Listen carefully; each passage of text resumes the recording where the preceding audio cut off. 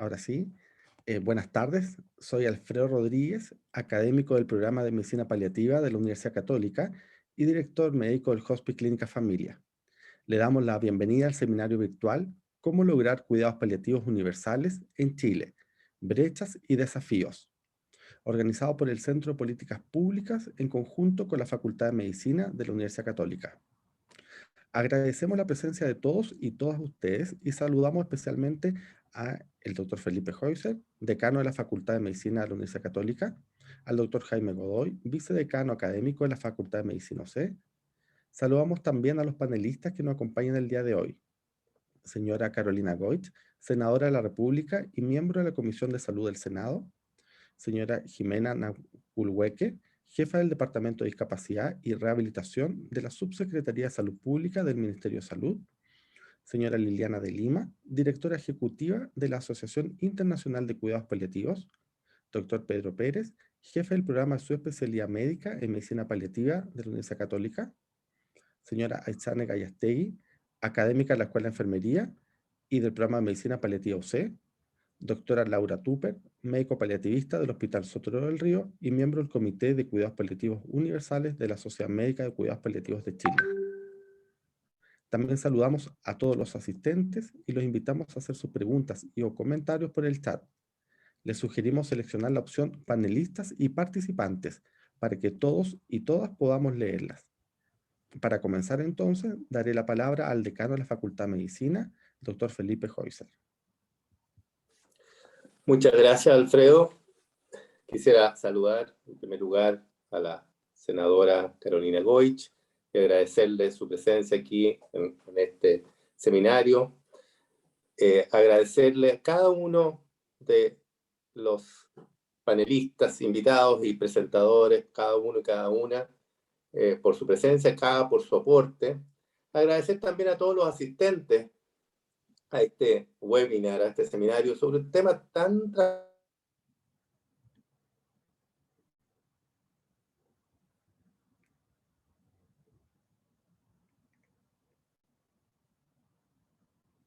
trascendental para las personas y cómo cuidar una vida digna hasta el momento de la muerte. Y como país, claro, hemos estado preocupados los cuidados paliativos, particularmente en una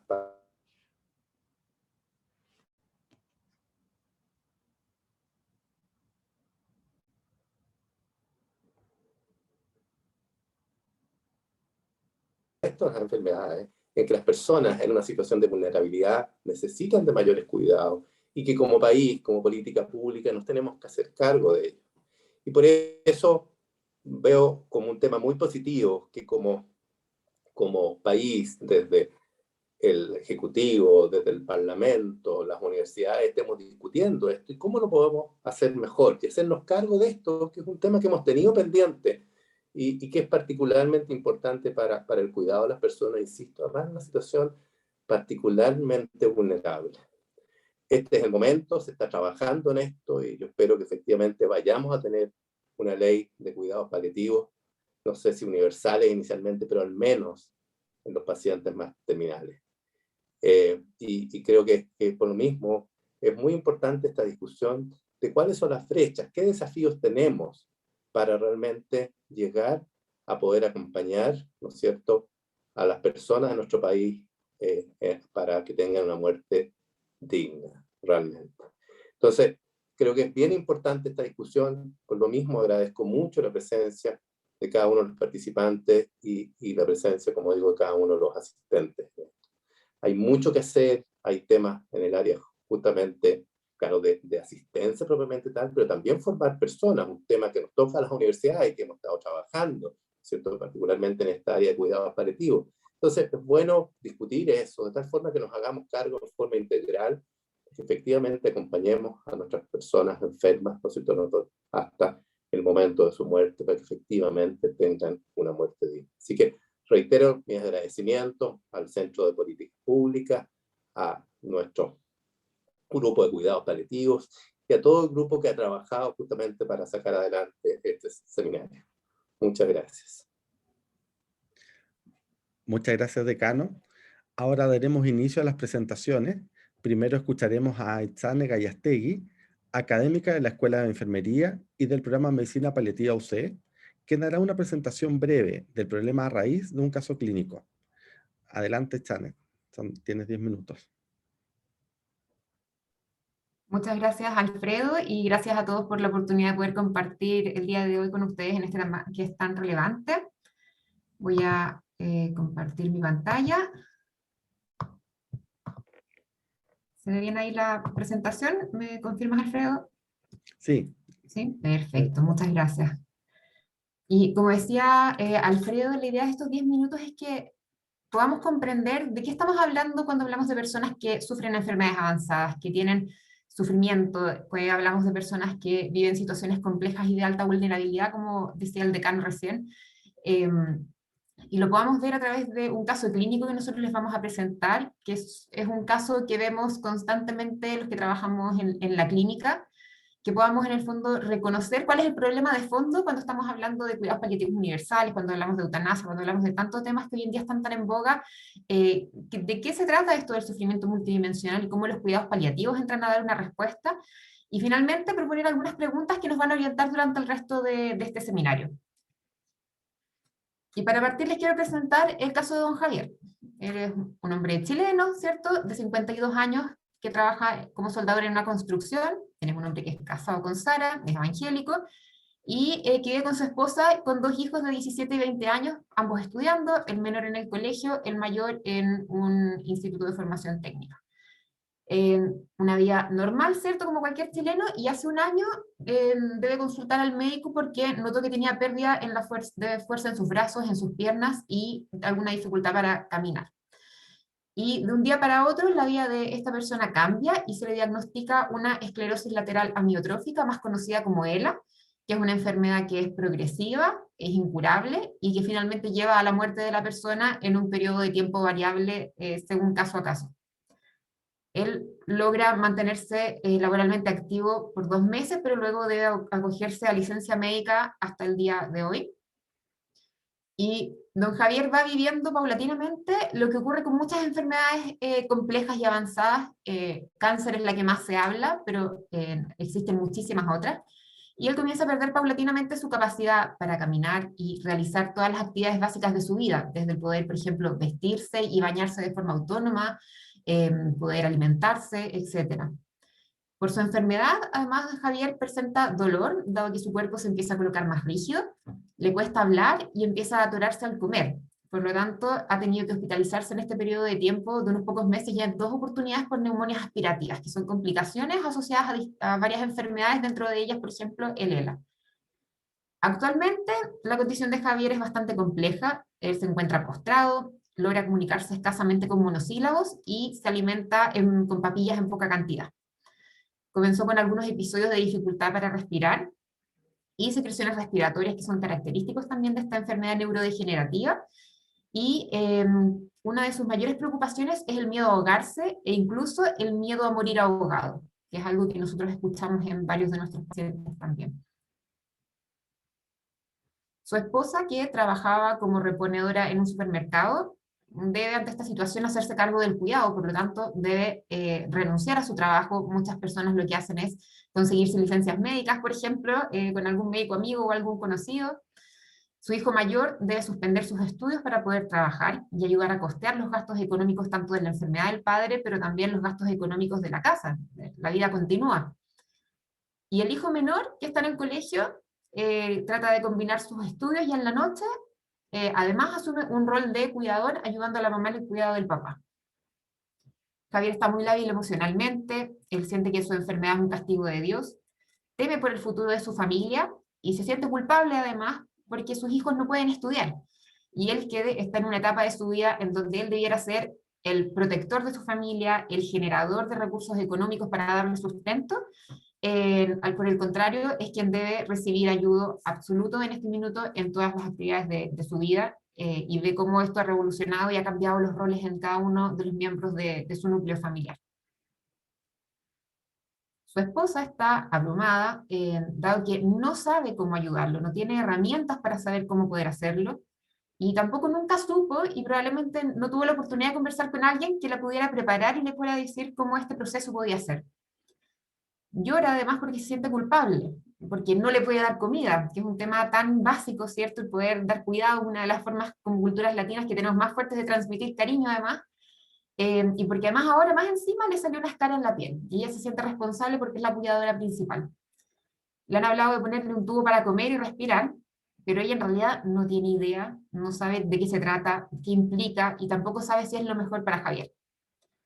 Y hoy día puntualmente se ven abrumados y angustiados, ya que él empieza con una crisis de ahogo, le cuesta mucho respirar, consultan en su centro de salud comunitario, digamos, más cercano, y sin embargo les indican que no pueden ayudarlos porque ya no hay nada más que hacer. Que es una frase que todos los días muchas personas siguen escuchando en la actualidad, en esta situación.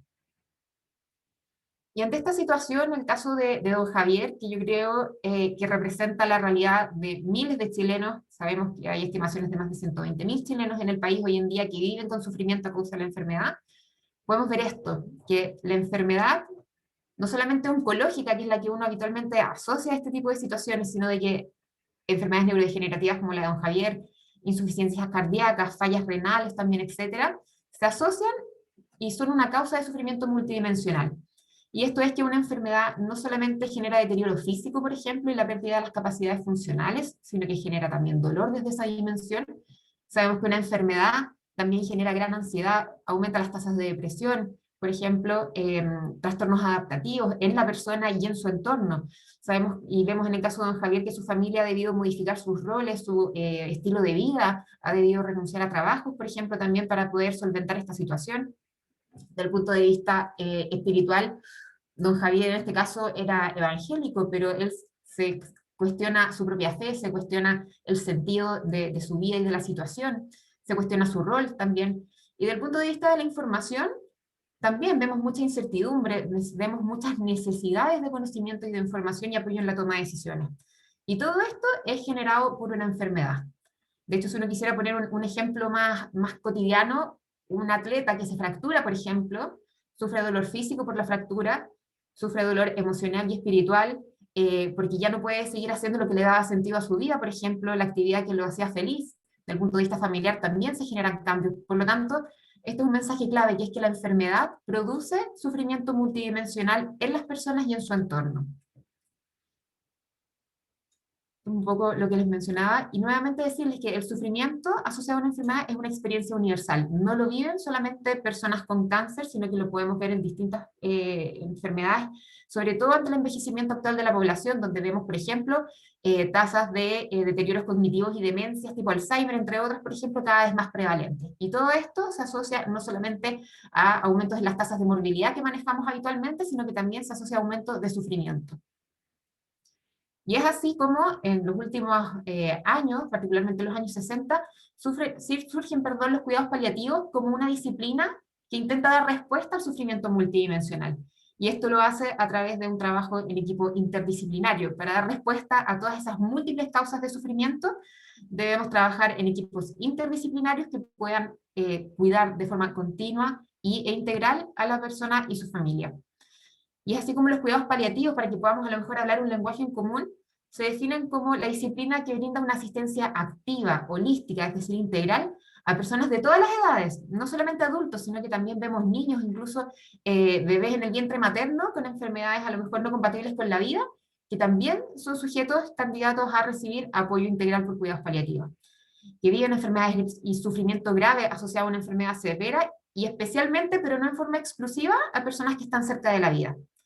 Su objetivo, por lo tanto, es que podamos mejorar la vida de estas personas, sus familias y sus cuidadores. Y han cobrado tal relevancia, por lo que yo les decía, porque el problema del sufrimiento es un problema que es universal, que la Organización Mundial de la Salud incluso, y entre otras organizaciones internacionales, han declarado los cuidados paliativos como un derecho humano, algo al cual, un cuidado al cual cualquier persona en el mundo debiera ser capaz de acceder, así como hablamos de agua potable, por ejemplo, educación, una persona debería ser capaz de recibir cuidados adecuados al final de su vida. Y eso incluye atención en todos los niveles de atención, incluye, como decíamos antes también, y el doctor Heuser, personas y equipos de salud capacitados para poder brindarlo y acompañar a estas personas durante toda la trayectoria de su enfermedad y también hasta el momento de su muerte natural.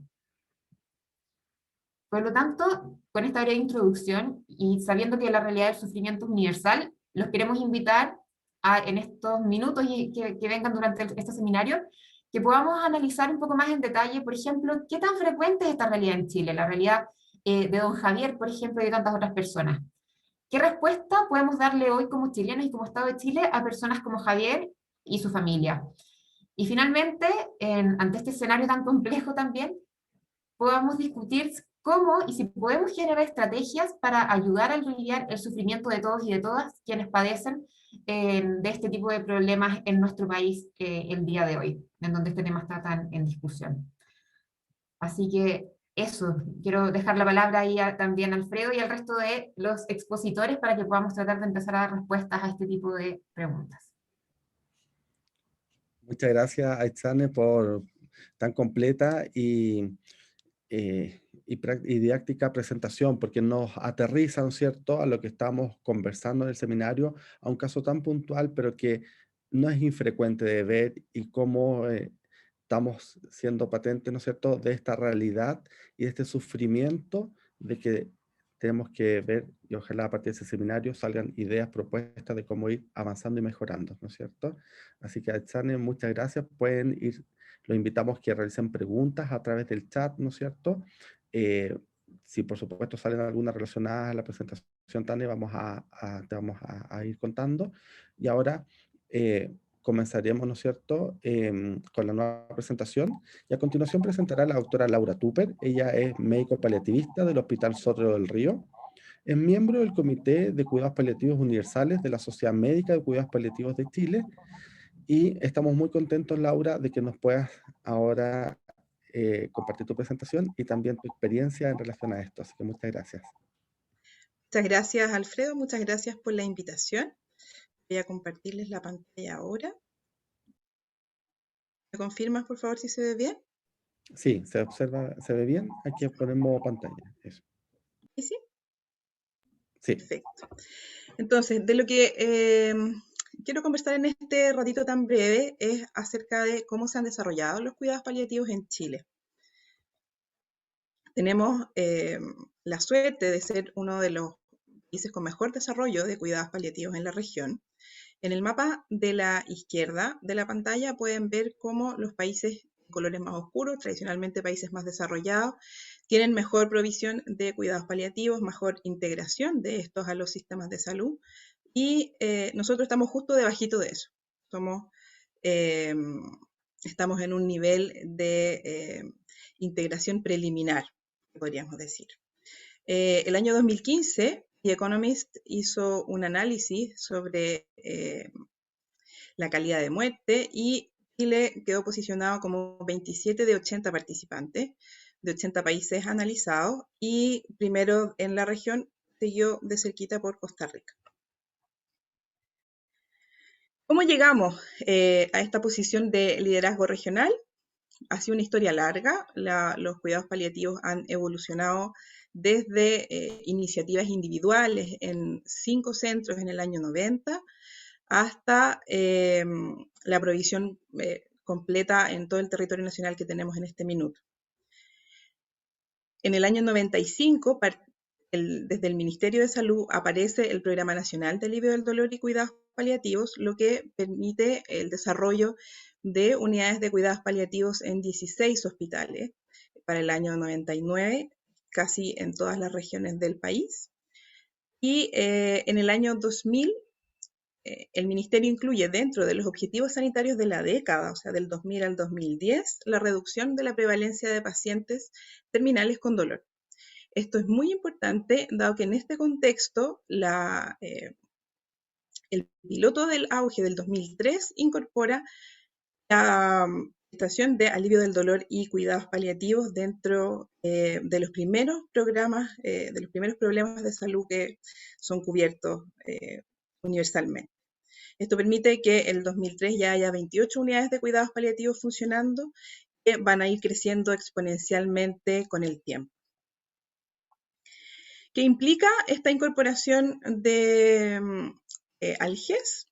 Es básicamente que las personas que tienen cáncer avanzado puedan acceder a todos los medicamentos y prestaciones, tanto médicas como de otros profesionales de salud, que sean necesarias para ayudarle a aliviar el sufrimiento en el final de la vida. Esto incluye entonces los medicamentos, los insumos, los exámenes y hace un par de años atrás se amplía a pacientes que no tienen cáncer avanzado, pero que sí tienen dolor asociado a su patología oncológica. El tiempo máximo de espera se define en 5 días y en las evaluaciones que se han hecho a nivel ministerial habitualmente se cumple, o sea, el nivel de incumplimiento es bastante bajo y se hace a distintos niveles. Se puede hacer en el nivel secundario, ¿cierto? Se puede hacer en el nivel hospitalario y también en los CESFAM y las redes de salud municipal. Este auge, entonces, ¿qué implica? Tiene una protección financiera, ¿cierto? Que tiene un copago de 20% si es independiente del problema de salud al que corresponda. Y vemos acá entonces cómo se separa la canasta de tratamiento integral de cuidados paliativos por cáncer avanzado de este segundo problema que se incorpora para aliviar el dolor de pacientes que tienen cáncer que está en una etapa potencialmente curativa. Actualmente tenemos cerca de 250 equipos de cuidados paliativos que proveen atención a lo largo de todo el país. Como ven en el mapa de la izquierda, Chile de nuevo está en un color oscuro, casi con el mejor índice, ¿cierto? Esto es a nivel de la región y estos equipos, ¿cómo se distribuyen? Habitualmente como equipos mixtos. ¿Qué quiere decir eso? Que son equipos basados en el nivel secundario que realizan tanto atenciones hospitalarias como atenciones extrahospitalarias, particularmente en el domicilio, y como atención ambulatoria en el nivel secundario. El otro tercio de los equipos está compuesto por equipos de atención primaria, básicamente los que corresponden a los programas de dependencia severa. Cabe destacar, sí, que independiente de que en la atención primaria haya programas que provean de estas prestaciones, la entrega de fármacos y particularmente de opioides depende de los equipos mixtos de atención de nivel secundario.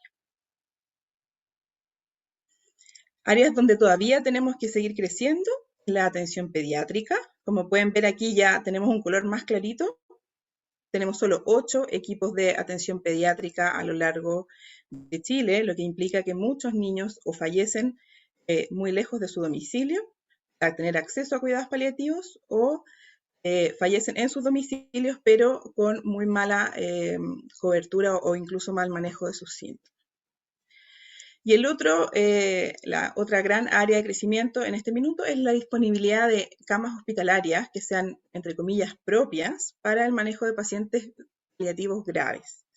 ¿Qué quiere decir esto? Que los equipos que trabajamos con este sistema mixto entre el hospital y el sector extrahospitalario, si detectamos a un paciente que está en una situación de extrema complejidad, digamos, no podemos decidir hospitalizarlo en una cama donde nosotros seamos los tratantes. Eso implica entonces que siempre las indicaciones que vamos a ir dejando de analgesia van a estar supeditadas, por ejemplo, al equipo hospitalario y a un criterio que no necesariamente va a ser el de la especialidad.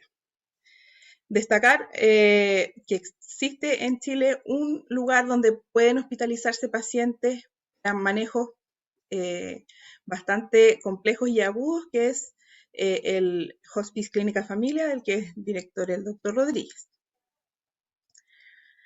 Respecto del programa nacional, este inicialmente se llamaba Nacional de Alivio del Dolor y Cuidados Paliativos, actualmente lo redujimos a cuidados paliativos solamente. Tiene como objetivo general mejorar la calidad de vida de la persona con cáncer avanzado y su familia a través del control de los síntomas molestos, la educación para el autocuidado y el soporte psicosocial. La norma técnica establece desde un principio que la derivación es exclusivamente desde especialidades médicas, ¿Qué quiere decir esto? Que un médico general no puede derivar pacientes al programa de cuidados paliativos ni hacer una notificación GES en específico, porque se pide como requisito que esté debidamente acreditada la situación de enfermedad avanzada. ¿Cómo es el modelo de atención?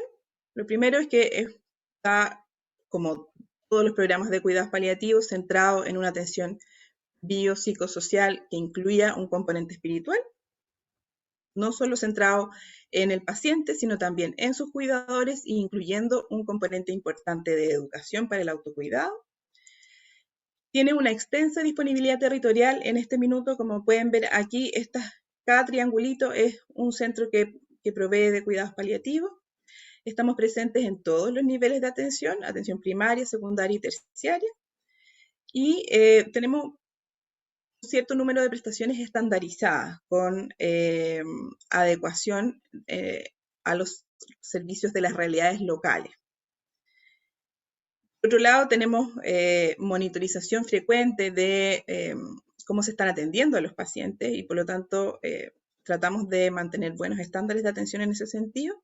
Se conforman equipos de atención básica, principalmente en hospitales de menor complejidad o en centros de atención primaria, y equipos de mayor complejidad donde pueden ser derivados eventualmente pacientes o incluso entre colegas consultarnos para adecuar el manejo. El otro tema que es muy ventajoso para los pacientes que están cubiertos por este GES es que tenemos un amplio acceso a medicamentos garantizado en todo Chile, lo que implica una diferencia sideral con otros países de la región, donde conseguir una ampolla de morfina puede ser muchísimo más difícil que conseguir sustancias ilícitas. ¿Qué tipo de prestaciones entrega este programa? Habitualmente multiprofesionales en el lugar donde el paciente lo requiere. ¿Qué quiere decir esto? Que si un paciente está hospitalizado y estando hospitalizado se le diagnostica un cáncer, nosotros vamos a ir al hospital a ver a ese paciente. Y si necesita atención psicológica o que la enfermera realice educación a la familia, todas esas prestaciones se van a entregar en el mismo lugar. En contraposición a eso, cuando el paciente ya no pueda levantarse de su cama y esté especialmente débil por su enfermedad, también los equipos multiprofesionales están en condiciones de desplazarse al domicilio del paciente para poder hacer una atención lo más integral, lo más completa posible. Actualmente, según la evaluación de las prestaciones del 2019, más de 40.000 personas se están atendiendo anualmente a lo largo de Chile. Fueron 42.214 reportadas las unidades de cuidados paliativos en 2019. Estos son pacientes que pueden estar bajo control durante un periodo largo o por periodos muy breves. Pero incluye no solo pacientes que han ingresado durante ese año, sino también controles que vienen, entre comillas, arrastrados del año anterior o de varios años anteriores. El 88% de estos pacientes son pacientes con cáncer en etapa avanzada y un 8% corresponde al otro problema de salud de manejo del dolor en pacientes con cáncer no progresivo. Los diagnósticos más frecuentes son cáncer pulmonar, cáncer gástrico y cáncer de próstata, más o menos un tercio cada uno.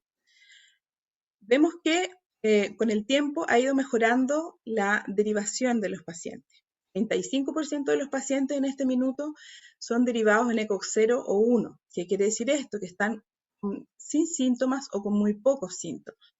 Por lo tanto, implica que los tratantes, particularmente de pacientes oncológicos, están ya mucho más sensibilizados. Desde el 2003 hasta ahora hemos hecho un camino bien largo también de colaborar con los colegas y eso permite entonces que podamos hacernos cargo con más tranquilidad y con un poco más de tiempo de conocer a la familia, de educar y de preparar para el momento difícil que se viene. En promedio, estos pacientes permanecen en control en las unidades de cuidados paliativos por 10 meses y se logra un 70% de fallecimiento en el domicilio. Esto ha ido disminuyendo con el tiempo. Hace 5 o 6 años atrás esto era cerca del 95%. Y no es un indicador malo en el contexto de que antes muchos pacientes fallecían en el domicilio sin querer fallecer en el domicilio, obligados a fallecer en el domicilio porque no tenían acceso a hospitalización, eran pacientes que no pasaban de los triajes de la urgencia porque, como bien decía Anzane, les decían no hay nada más que hacer, ¿qué quiere que haga? Devuélvase a su casa. Por lo tanto, el hecho de que haya un número de pacientes falleciendo en el hospital, en nuestro caso particular, puede ser un buen indicador. Habría que analizarlo con más detenimiento, pero es una opinión como inicial. Y bueno, en nuestra realidad la necesidad es la madre de la invención, ¿cierto? Tenemos múltiples experiencias locales de innovación que han sido exitosas, distintas formas de entregar talleres y educación de autocuidado para los pacientes y sus familiares, voluntariados que toman distintas formas, apoyo espiritual que sigue siendo un área poco prevista o poco abordada por el equipo de salud, particularmente porque no existen en Chile personas formadas en el área de salud para apoyo espiritual. Atención clínica farmacéutica, modelos inclusivos e interculturales como los que conocemos de Arauco y Arica, por ejemplo, distintas formas de coordinación con atención primaria, formas de hacer telemedicina para poder atender pacientes a distancia, ¿cierto? Programas de autocuidado para los equipos, educación continua a los equipos de salud, y acá me voy a detener 2 segundos porque un problema importante que tenemos en este minuto para la provisión de cuidados paliativos universales tiene que ver exactamente con qué tanto los equipos de salud van a poder formarse.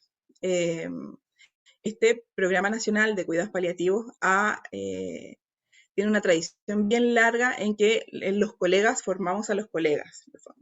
Las enfermeras forman a enfermeras para que vayan a otras unidades de cuidados paliativos o enfermeras de los programas de atención domiciliaria. Lo mismo pasa con los médicos y en general hay un flujo bastante fluido entre profesionales que quieran formarse y unidades de cuidados paliativos que puedan recibirlos para eso. Por otro lado, en cuanto a investigación y publicaciones nacionales e internacionales, nuestro país destaca dentro de los países de Latinoamérica que más publicaciones tienen en relación a la población y la cantidad de profesionales que hay. Por lo tanto, también hay un motor importante de profesionales generando conocimiento en esta área que nos ha ido sirviendo para crecer mejor. Finalmente, ¿qué desafíos tenemos? El fortalecimiento de la atención domiciliaria. Si bien es cierto, la provisión de este servicio está garantizada de alguna forma, seguimos teniendo problemas con la frecuencia de las visitas. Muchos de los pacientes que están postrados necesitan frecuencias mayores, pero no existen los recursos como para poder proveer, por ejemplo, de visitas domiciliarias semanales o visitas domiciliarias 2 o 3 veces por semana a los pacientes que están más graves. En centros grandes como el centro donde yo trabajo, Sotero del Río, es impensado que podamos visitar una vez a la semana a los más de 100 pacientes que tenemos bajo control que no pueden levantarse. Otro problema importante y que es mucho más complejo de resolver es la disponibilidad de atención de urgencias en modalidad de 24/7. Esto está parcialmente cubierto por la intervención de Salud Responde, pero nuestros servicios habitualmente trabajan en horarios como hábiles, digamos. Entonces, dejamos a los pacientes en los momentos que son más difíciles, en la noche y los fines de semana, descubiertos de atención y no tienen acceso a sus equipos tratantes. Por otro lado, como les decía en la diapositiva anterior, es importante formalizar esto del cuidado espiritual.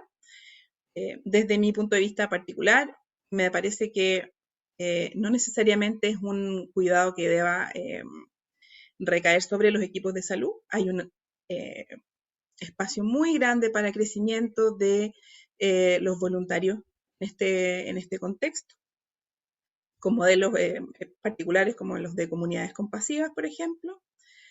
Y finalmente el último desafío es encontrar nuestro camino para evaluar la calidad de lo que estamos haciendo. Podemos ver números de crecimiento, de pacientes atendidos, pero necesitamos saber qué también estamos atendiendo a los pacientes, qué tanta incidencia tienen los cuidados que entregamos y cómo enmendamos rumbo cuando sea necesario. Ahí les dejo mi contacto por si es necesario. Muchísimas gracias por su atención. Laura, muchas gracias por tu presentación muy completa y nos hace un recorrido, ¿no es cierto?, desde el inicio de los cuidados paliativos en Chile, y ahí había unos comentarios del doctor Ortiz de Arauco, te agradece por haber mencionado, ¿no es cierto?, los inicios. Hay algunas preguntas, voy a aprovechar de pasar a la presentación del doctor Pedro Pérez. Una pregunta tiene que ver con el tema, tal como lo abordaste, con el tema de los cuidados paliativos pediátricos, y es la de especialistas. Probablemente eso dice que es un nudo en relación al desarrollo de esta especialidad, ¿no es cierto? Entonces, ¿cómo podría abordarse ese tema? Y ahí, seguido, un poco relacionado también, lo plantea Paula Vega, ¿no es cierto?, académica de la Escuela de Enfermería, ¿cómo podría clasificarse, o si que los niños van a estar integrados también en esta ley de cuidados paliativos? ¿Cómo se podría hacer una clasificación de quienes podrían tener acceso? Yo creo que afortunadamente los pediatras son súper ordenados y tienen bien identificados a los pacientes que tienen necesidades especiales, con programas como NANEAS, por ejemplo. Los programas de cáncer infantil tienen bien identificados a sus pacientes que han estado en tratamiento, por lo tanto es mucho más fácil hacer el seguimiento. Las presentaciones que se han hecho en la Comisión de Salud del Senado han ido orientadas a hacer una cobertura universal. La doctora Natalie Rodríguez presentó la comisión el día de ayer, justamente abordando ese tema, y cuando la doctora Valdebenito intervino también hizo hincapié en ese aspecto. Respecto a cómo se entregan estos cuidados, yo creo que no tenemos una forma mágica de crecer.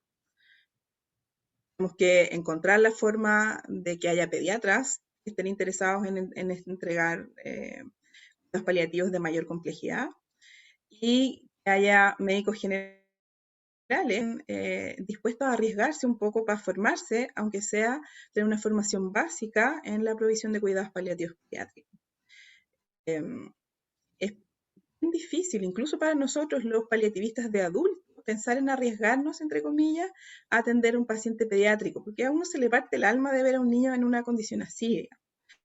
Por lo tanto, hay un tema de motivación personal y profesional, un tema de cómo, desde el punto de vista institucional, no solo ministerial, sino también desde las universidades, se estimula el crecimiento en ese sentido. Y finalmente, una ley que yo espero que se apruebe garantizando el acceso a estos pacientes, particularmente vulnerables. Eso, además, son muy pocos. Por lo tanto, no tienen un costo particularmente grande, digamos, comparado con el costo que implica para los adultos. No sé si eso responde a las preguntas, Alfredo. Sí, vamos a ir igual durante la presentación viendo también de otros panelistas cómo pueden ir abordando esto. Y solo para no atrasarnos en el programa, una pregunta porque ya surgió harto en el chat, Laura, y también en relación a esto, Aizane, es con respecto al apoyo espiritual. Hay dudas de qué consiste, pero la pregunta está relacionada con que hay enfermedades crónicas avanzadas, ¿no es cierto? Ahí dan el ejemplo de fibromialgia, y que está enfocado principalmente al alivio del dolor. Y sucede eso mismo a veces en los pacientes oncológicos. Entonces, ¿podrías contar un poco sobre cómo es ir más allá de solo el tema del dolor físico, ¿no es cierto? Y Einstein, si pudieras comentar en algo breve, ¿no es cierto?, cómo también el sufrimiento que está asociado con la enfermedad en relación a ese dolor, ¿no es cierto?, multidimensional. ¿Contestas tú, Isabel?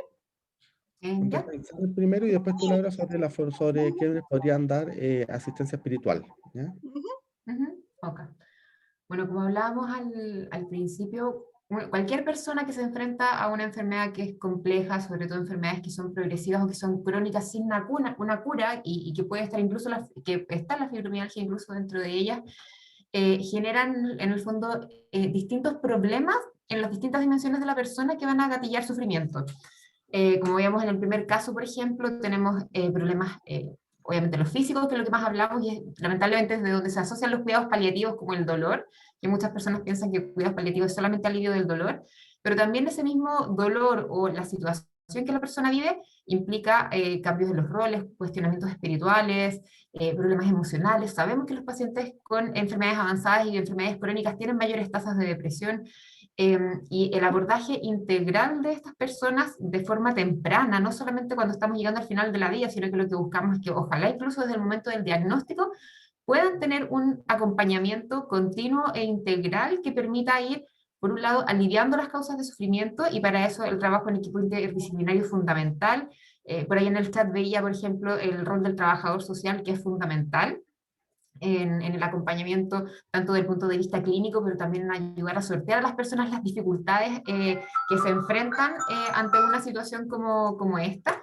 Tenemos el apoyo de los psicólogos, tenemos, por ejemplo, también el rol del equipo de rehabilitación, que muchas veces uno no lo asocia a cuidados paliativos, uno piensa de que las personas con enfermedad avanzada, la idea es aliviar el dolor y esperar a que esté el fallecimiento, y por el contrario, lo que uno busca es, sabemos que la pérdida de la autonomía, por ejemplo, de la funcionalidad, es una causa del sufrimiento.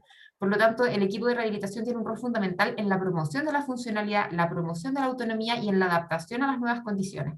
Y también finalmente tenemos todo lo que es la cosa espiritual, que no solamente es lo religioso, o sea, es importante diferenciar lo que es la religión, que es una forma de manifestación de vivir la espiritualidad, de la espiritualidad como tal, que es mucho más amplia, que implica la forma en que la persona significa su vida, significa sus relaciones con los otros, con el mundo, con un ser superior, y todo eso es puesto en jaque cuando se enfrentan a una situación como es una enfermedad avanzada, y sobre todo cuando uno puede enfrentarse a la propia muerte. Y ahí, Laura, te dejo a ti el pase del tema de espiritualidad, si quieres comentarlo. Algo breve, Timing Laura, perfecto, a la Pase formación. gol. tal cual. Respecto de la atención espiritual de los pacientes en el final de la vida, como decía Anchane, es fundamental, esencial y está muy poco desarrollado en Chile todavía. Efectivamente, me da la impresión que cuidados paliativos es una de las únicas disciplinas del área de la salud donde el cuidado espiritual está incluido, digamos, como un objetivo a alcanzar. Esto no quiere decir que los cuidados paliativos sean necesariamente de dominio exclusivo del personal de salud. Son cuidados que pueden darse por el personal de salud, efectivamente, cuando están capacitados, cuando están disponibles para hacer eso, y en muchos casos también cuando la presión asistencial lo permite, porque una de las grandes limitantes para entregar cuidados paliativos incluyan como profundizar en la relación con el paciente, tiene que ver con la presión asistencial que hay sobre los equipos. Y aquí es cuando entra entonces el rol o el capellán ecuménico que esté formado para atención en salud, como existen modelos en Europa o en Norteamérica, o de voluntariados que estén particularmente atentos o que sean particularmente sensibilizados en este contexto, en torno a una unidad de cuidados paliativos que permita como centralizar la ayuda, digamos, pero no necesariamente como un quehacer sanitario, que a mi modo de ver es bastante más amplio que el cuidado de salud que nosotros entregamos en los equipos. Y eso también, el cuidado de la espiritualidad finalmente es un vínculo con la comunidad también. El voluntariado que nuestras asistentes sociales a lo largo de todo Chile manejan, es otra manera también de incluir en este proceso de final de vida a las personas que están en la comunidad y no solo centrar el quehacer, el manejo, el acompañamiento en una unidad que habitualmente depende de un hospital. Por lo tanto, tenemos ahí un área bien grande de crecimiento y de incorporación de otros actores, digamos, al cuidado. Muchas gracias, Laura, y a Alexander por la completa respuesta, ¿no es cierto?, abordando este tema tan importante, además, no solo fijarnos en el dolor, en la parte física de las personas y las familias. Y ahora hay varias preguntas que salieron en el chat, pero creo que van a poder encontrar respuesta en las presentaciones siguientes, sobre todo en la presentación que va a realizar a continuación el doctor Pedro Pérez, quien es jefe del programa de subespecialidad médica en medicina paliativa de la Universidad Católica, y quien hablará sobre las necesidades de cuidados paliativos, características de las canastas, cobertura y brechas profesionales. Muchas gracias, Pedro, por acompañarnos.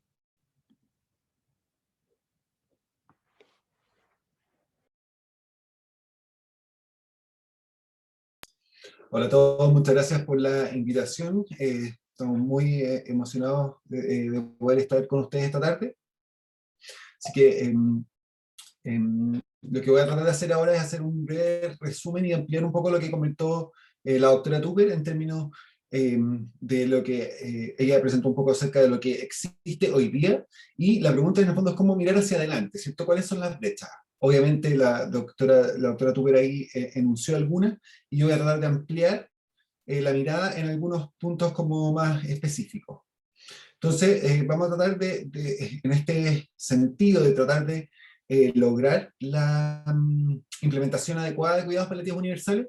Voy a abordar brevemente tres aspectos. Lo primero es la descripción del número total de pacientes que requerirían potencialmente cuidados paliativos en Chile. Después vamos a hablar un poquito específicamente de la canasta, de cómo está estructurada actualmente y si debiera haber algún tipo de adaptación de la canasta hacia los pacientes con enfermedades no oncológicas, y después vamos a hacer una descripción breve de los lineamientos que debería tener la formación de capital humano para cerrar la brecha de la formación. Entonces, para el primer punto, que es estimar la cantidad de pacientes que requieren de cuidados paliativos, vamos a usar la metodología de la Comisión Lancet, que esta es una comisión internacional que trabajó entre los años 2015 y 2018, para tratar de cuantificar a nivel internacional cuánto es el número de pacientes que requieren de cuidados paliativos a nivel mundial, y después usar una metodología que se puede aplicar a cada uno de los países. Entonces, las estimaciones de necesidades de cuidados paliativos dependen de los criterios usados, y quiero explicitar eso porque hay distintas maneras de estimar la cantidad de personas que requieren de cuidados paliativos, y depende de los criterios, y en ese sentido no me extraña que de repente pueda haber diferencias en los números, ¿ya? Para ver un poco cuál es la necesidad en Chile, me ha tocado trabajar con la gente de la Comisión Lancet, y tratamos de estimar los números de necesidad de cuidados paliativos en Chile usando esta metodología. Y esta comisión identificó, lo hizo de la siguiente manera: identificó primero 20 condiciones que son las causantes de mayor carga de sufrimiento a nivel mundial, 20 condiciones o enfermedades. A partir del número de fallecidos de estas 20 condiciones, propone un porcentaje de pacientes fallecidos que requieren de cuidados paliativos, y después aplica otro factor para estimar un número de no fallecidos que requieren de cuidados paliativos a partir de este número total de pacientes que fallecieron en un año determinado. Entonces, no quiero que nos detengamos bien en detalles, pero son las enfermedades que están incluidas, propuestas por la Comisión Lancet, y nosotros aplicamos la estimación para el año 2017.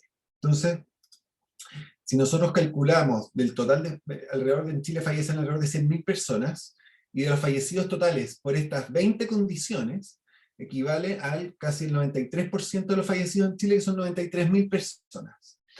A partir de esto se aplica un factor multiplicador para estimar de todos estos fallecidos qué proporción de ellos requerirían de cuidados paliativos.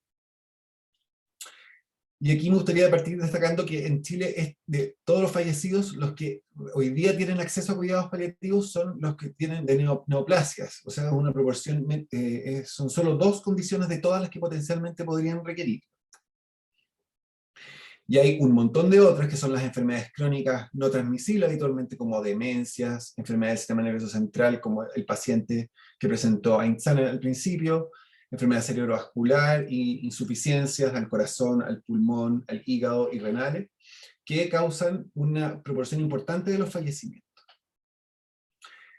A partir de esto se hizo una estimación del total de fallecidos, y aquí destacar principalmente que cáncer, que son la rojita, cáncer y leucemia, son el porcentaje principal de pacientes que requerirían de cuidados paliativos, que es lo que es muy importante porque eso está cubierto hoy día en Chile y eso es muy relevante. Y a partir de estos números también se pueden estimar el número de pacientes no fallecidos que requieren cuidados paliativos, y aquí me gustaría destacar 2 enfermedades: la infección por VIH, por la cantidad de personas que están enfermas y que tienen esta enfermedad crónica, y las demencias, que es la que está arribita, en el fondo que también, en el fondo son enfermedades que son de trayectorias muy largas y también podrían beneficiarse. Sumando estos 2, podemos tener el número total de pacientes que requieren de cuidados paliativos, y si tratamos de hacer un resumen, lo podemos resumir en esta tabla. ¿Ya? Entonces, para el 2017 podríamos estimar que hay alrededor de 125.000 personas que requerirían de cuidados paliativos usando los criterios de la Comisión Lancet. Entonces aquí me gustaría destacar 2 cosas. Primero, que la garantía número 4 de GEST incluye pacientes oncológicos, que según los números que nos mostró la doctora Tupper son alrededor de 44.000, lo que significa que estamos bien cercanos al número total. No sabemos, eso sí, cuántos son pacientes que quedan rezagados de años anteriores, entonces no tenemos 100% la claridad de que estén cubiertos todos.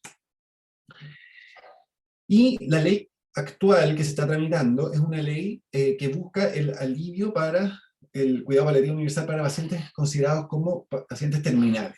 Entonces estos son pacientes que habitualmente fallecen dentro de un año. Y esta sería la población de pacientes que requerirían cuidados paliativos, incluyendo el oncológico y el no oncológico. Y en verde tendríamos entonces el número de pacientes con enfermedades no oncológicas que requerirían de cuidados paliativos al año y que fallecen y que deberían estar cubiertos por esta ley. Ahora, algunas consideraciones de los números propuestos por la Comisión Lancet me parece que es importante destacar. Uno, que usa un criterio inclusivo, es decir, que busca que ninguna persona vulnerable que experimente sufrimiento asociado a la enfermedad se quede sin acceso. Es decir, es un límite amplio, ¿ya? Lo segundo es que las enfermedades que se seleccionaron identifican enfermedades relevantes a nivel internacional, globalmente. Por ejemplo, tuberculosis, que es una enfermedad importante, o VIH, que es mucho más importante que en otros países que en Chile. Por lo tanto, la importancia de cada una de estas enfermedades en términos de la relevancia de la cobertura va a variar, ¿ya? Dependiendo de las condiciones locales.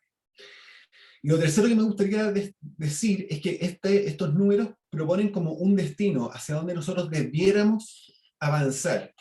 ¿Ya? Nosotros tenemos una realidad actual y obviamente los recursos son limitados, no tenemos posibilidad de ofrecer a todos de un momento a otro, no es posible de implementar, incluir a todas estas personas, pero sí nos describe un destino, en el fondo hacia dónde nosotros debiéramos llegar. Eso respecto de la brecha del número de personas. Respecto del sufrimiento, aquí una de las cosas que me gustaría destacar, y retomando lo que me comentaban los presentadores previos, es que las enfermedades seleccionadas se caracterizan por tener, en general, trayectorias de enfermedad prolongada y elevada carga de síntomas. Aquí en este gráfico lo que se ve, ¿cierto?, es cómo aumenta en amarillo la intensidad de los síntomas durante las últimas semanas de vida en un paciente con cáncer, y cómo la funcionalidad, es decir, la capacidad de ser independiente, va cayendo durante los últimos 6 meses de vida. Esto implica obviamente que estos pacientes tienen mayor dependencia, lo que tiende a sobrecargar a los cuidadores, y que tienen muchos síntomas, como por ejemplo dolor, fatiga, dificultad para respirar, náuseas, etc. Entonces, lo que hizo la Comisión Lancet, que me pareció bien interesante, es que no solo estimó el número de pacientes que requieren de cuidados paliativos, sino que trató de estimar el número de sufrimiento en días que esta población tiene. Significa como, tiene como sentido no solo identificar al paciente, sino que poder cuantificar cuántos días de sufrimiento experimentan los individuos, ¿ya? Entonces, acá solo voy a explicar brevemente lo que hizo la Comisión Lancet para que podamos entender los números después. Por ejemplo, la Comisión Lancet estableció una estrategia para establecer el número de sufrimiento, la cantidad de meses o de días de sufrimiento que experimentaba un paciente, por ejemplo, con insuficiencia cardíaca. Si nosotros calculamos acá el deceso, el momento del deceso, y contamos hacia atrás, podemos decir que, por ejemplo, para insuficiencia cardíaca, los pacientes tendrían en promedio 4 meses de dificultad respiratoria. Después 2 meses de fatiga, 8 meses de dolor, 5 meses de náusea y así. Y lo mismo con síntomas del área de la salud mental que están en amarillo. Los verdes están en síntomas físicos y en amarillo la salud mental. Entonces, si nosotros estimamos para un paciente con insuficiencia cardíaca, podríamos decir que tiene al menos 10 meses de sufrimiento físico, porque es la duración del síntoma, el síntoma que tiene la mayor duración, y 6 meses de sufrimiento psicológico, que en este caso sería depresión, que serían en el fondo 6 meses de síntomas de salud mental. Y si nosotros calculamos, sumamos todos los meses por los síntomas, podríamos decir que un paciente podría experimentar en total hasta 38 meses de sufrimiento, 29 meses de sufrimiento físico y 9 meses de sufrimiento psicológico. Así se estableció la cantidad de sufrimiento que produce una enfermedad. Y así podríamos estimar para cada enfermedad el número de pacientes, por ejemplo en Chile, el número de pacientes que tienen una enfermedad, por el número de días de sufrimiento, y eso podemos estimar cuántos días de sufrimiento genera una enfermedad en una población. Y este sufrimiento es potencialmente aliviable con intervenciones sencillas, que es la implementación de cuidados paliativos. Ahora, si nosotros aplicamos esto para la realidad chilena, nosotros podemos decir que en Chile experimentamos como país al menos de 14,4 millones de días de sufrimiento potencialmente aliviable. Y aquí me gustaría destacar, en verde, o sea, me gustaría destacar en este gráfico que son las 4 categorías de pacientes que vimos: pacientes oncológicos fallecidos, oncológicos no fallecidos, etc. En la primera columna de la izquierda vemos que en los pacientes oncológicos que fallecieron, que fue la primera población que se benefició de cuidados paliativos, lo prioritario son los síntomas físicos, que es síntomas que tienen que ver probablemente con el dolor, ¿cierto? Pero si nosotros vemos las características de los pacientes no oncológicos, lo que destaca con los cálculos que se hicieron en Chile es que la mayoría tienen una proporción de síntomas de salud mental que es mucho mayor que lo que es para cáncer. Entonces, esto tiene implicancias en la canasta. La canasta actual de cuidados paliativos oncológicos tiene súper buena cobertura para analgésicos y buena cobertura de profesionales, ¿cierto? Que está súper acorde a las necesidades de pacientes con cáncer, pero tiene mucho menor cobertura para servicios de salud mental. Por lo tanto, el diseño de una canasta para cobertura de pacientes no oncológicos debe ampliar los beneficios en salud mental, que incluya fármacos, antidepresivos, ansiolíticos, medicamentos para el sueño, y la incorporación de profesionales con competencias en el área psicosocial, psicólogos y trabajadores sociales, y que tengan la capacidad de ir al domicilio. Esa sería la segunda brecha. Y la tercera brecha, respecto a la formación, y con esto termino brevemente, nosotros tenemos que pensar que si queremos que cuidados paliativos sea universal, estos servicios deberían estar disponibles en todos los sistemas. Y como los especialistas somos tan pocos, todos los profesionales de la salud deberían tener competencias en tener una aproximación paliativa, que sería la base de esta pirámide. Y los especialistas en cuidados paliativos deberían ser reducidos enfocados exclusivamente en resolver problemas paliativos complejos. Y estos deberían ser mucho menores. Por lo tanto, el personal de salud en general hoy día no tiene competencias de cuidados paliativos porque no hay formación en cuidados paliativos. De hecho, una de las cosas que ha sido súper positivo es que las escuelas de medicina y enfermería han incorporado formación de cuidados paliativos en las mallas de pregrado. Esto es súper reciente. Las escuelas de medicina, nosotros tenemos estimados que un 58% tiene al menos una hora de formación de cuidados paliativos obligatoria, y las escuelas de enfermería están en un 82%. Y existen múltiples oportunidades de formación para que la gente pueda tener acceso, los profesionales de la salud puedan tener acceso, hay diplomados locales e internacionales, pero hay falta de financiamiento. Y respecto de los especialistas, para poder ofrecer cuidados paliativos universales requieren creación de equipos de especialistas para casos complejos. Hoy día, afortunadamente, CONASEM se encuentra en proceso de certificación de sus especialistas en medicina paliativa en Chile, que es muy positivo. Esto partió ahora en marzo.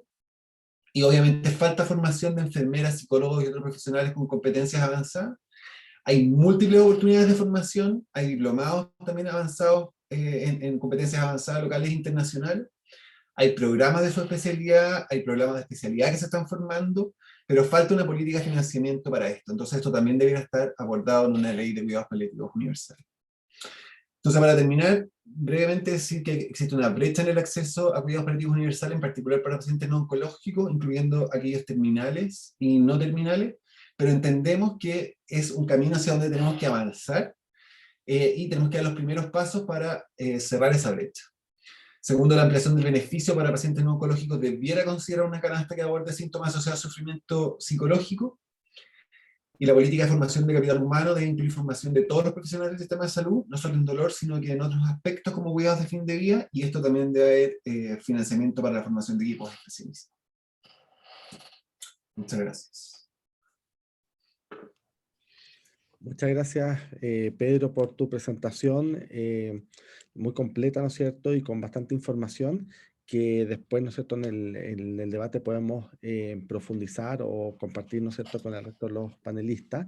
Entonces, ahora queríamos pasar a una nueva instancia que es en relación a la mesa redonda, ¿no es cierto?, en el cual las siguientes panelistas van a poder realizar una pequeña presentación cada una, pero sobre todo poder después tener un espacio para discusión, para responder preguntas en relación a los temas que han ido surgiendo de la integración de los cuidados paliativos no oncológicos, ¿no es cierto?, a nuestra legislación.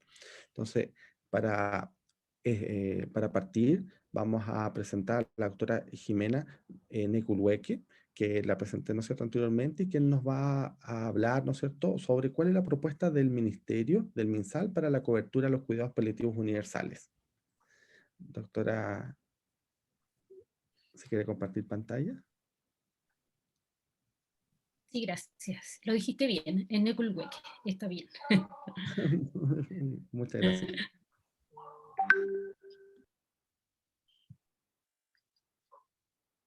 Bueno, antes de poner la pantalla completa, quiero agradecer la invitación que me extendieron. En realidad, muy interesante poder participar de este seminario y en realidad poder ahondar en la visión que el Ministerio ha puesto a este proyecto y a este programa en específico, que es de lo que yo me voy a referir, y abocado particularmente a esta área que son los paliativos no oncológicos, que es el área que ya mencionaba, que es la brecha que tenemos como país. Voy a repetirme un poco aquí con lo que ya mencionaban inicialmente respecto a la definición que la OMS plantea, aun cuando lo que más me interesa destacar aquí tiene que ver con este enfoque sobre la persona y sobre su familia.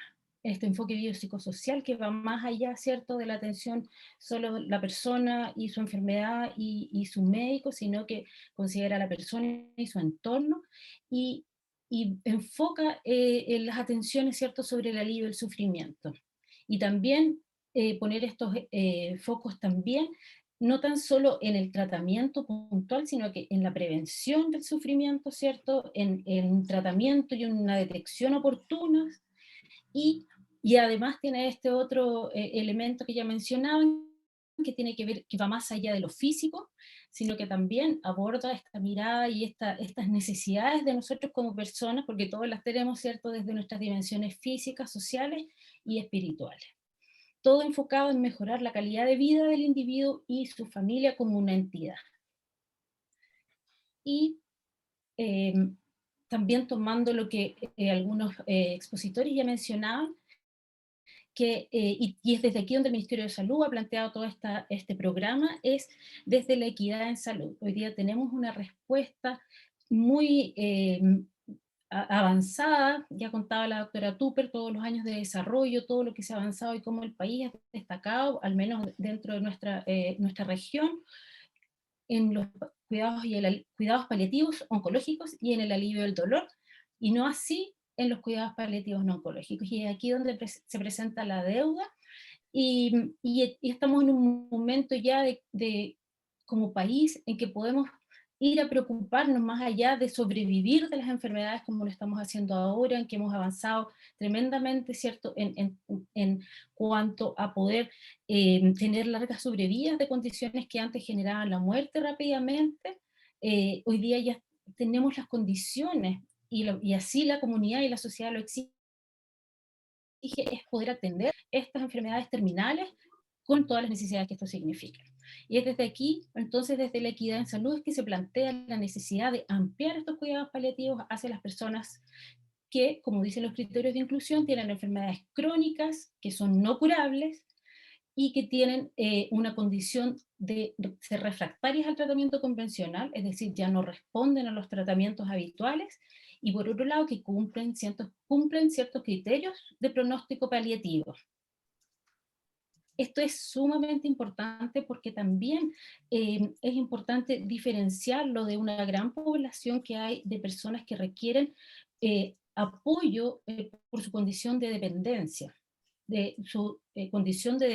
a un tercero, pero no necesariamente en el contexto de un cuidado paliativo de fin de vida o terminal, ¿sí? Entonces, estos criterios de inclusión son básicos como para poder también dar cuenta de la demanda que aborda todo este programa. Los requerimientos para implementar es fuertemente esta atención domiciliaria, que da cuenta del modelo, ¿cierto?, biopsicosocial, que comprende una gran proporción de sus actividades hacia la educación a la familia, desde la prevención también, ¿cierto?, del autocuidado de la familia, como el cuidado de este familiar. Aquí cuando decimos educación a la familia también incluimos a los cuidadores no familia, digamos a su ambiente, ¿cierto? Para esto se necesitan recursos humanos para conformar equipos multidisciplinarios, y lo que ya se menciona aquí, los fármacos, insumos que son básicos para poder asegurar el cuidado en domicilio, y también la prevención de lesiones como SCAR, y la telemedicina que llegó para quedarse. Hay elementos fundamentales para lograr la implementación en los distintos niveles de la atención en salud, y uno de esos es lo que se requiere en la atención primaria, APS, ¿cierto?, como le llamamos comúnmente, y esto es la participación de equipos multidisciplinarios compuestos por todos estos profesionales que se mencionan aquí en diferentes proporciones, y además, aparte de estos equipos multidisciplinarios, se requiere, y es lo que estamos contemplando, acceso a movilización, es decir, financiamiento para asegurar eso, que es uno de los grandes dificultades que tienen los equipos y que rápidamente sale a la luz cuando uno se entrevista con ellos, los equipos, sobre todo de atención primaria, las dificultades para tener un vehículo, un móvil, como le dicen ellos también, para poder desplazarse a hacer las visitas, fármacos, ¿cierto?, insumos, y potenciar la telesalud entre el nivel primario y secundario. En el nivel secundario, como ya les mencionaba, tenemos hoy día un desarrollo, lo decía la doctora Tupper, de unidades de cuidados paliativos en los hospitales, y este es un gráfico que resulta de ahí, de la pauta de evaluación de estos programas que hoy día están financiados, ¿cierto?, para cáncer por el GES, pero dada la demanda y la necesidad que aparece, ya hay algunos servicios de salud, son 14 servicios de salud de los 29 que el año 2009 informaron atender pacientes, es el 1% de todos los que se atendieron, es decir, 438 personas, pero ya nos da algunas luces de que está esta demanda, y que los equipos, probablemente con recursos propios, comienzan a dar cuenta de esta necesidad. Los diagnósticos que se incluyen, ya no me voy a detener en esto, pero hay una serie de diagnósticos que se consideran a partir, ¿cierto?, de la mortalidad, pero los más importantes son la insuficiencia cardíaca, respiratoria, la insuficiencia hepática, la cirrosis, insuficiencia renal, las demencias, enfermedad de Parkinson, ELA, que corresponde al ejemplo que daba inicialmente, y muy pocos VIH ya porque ha cambiado la realidad epidemiológica en nuestro país con el tratamiento, ¿cierto? Y ya ha cambiado el perfil de estos pacientes y su estado terminal. ¿Y cuál es la propuesta de modelo y flujo de atención? Es muy similar a la atención de los paliativos oncológicos, ¿cierto? Tenemos un paciente que está atendiéndose en el hospital, una persona que está atendiéndose en el hospital con un diagnóstico de enfermedad crónica cuyo especialista lo cataloga como una persona con enfermedad crónica avanzada, con un pronóstico de vida limitado, y lo ingresa, lo deriva a esta unidad de cuidados paliativos, ¿sí?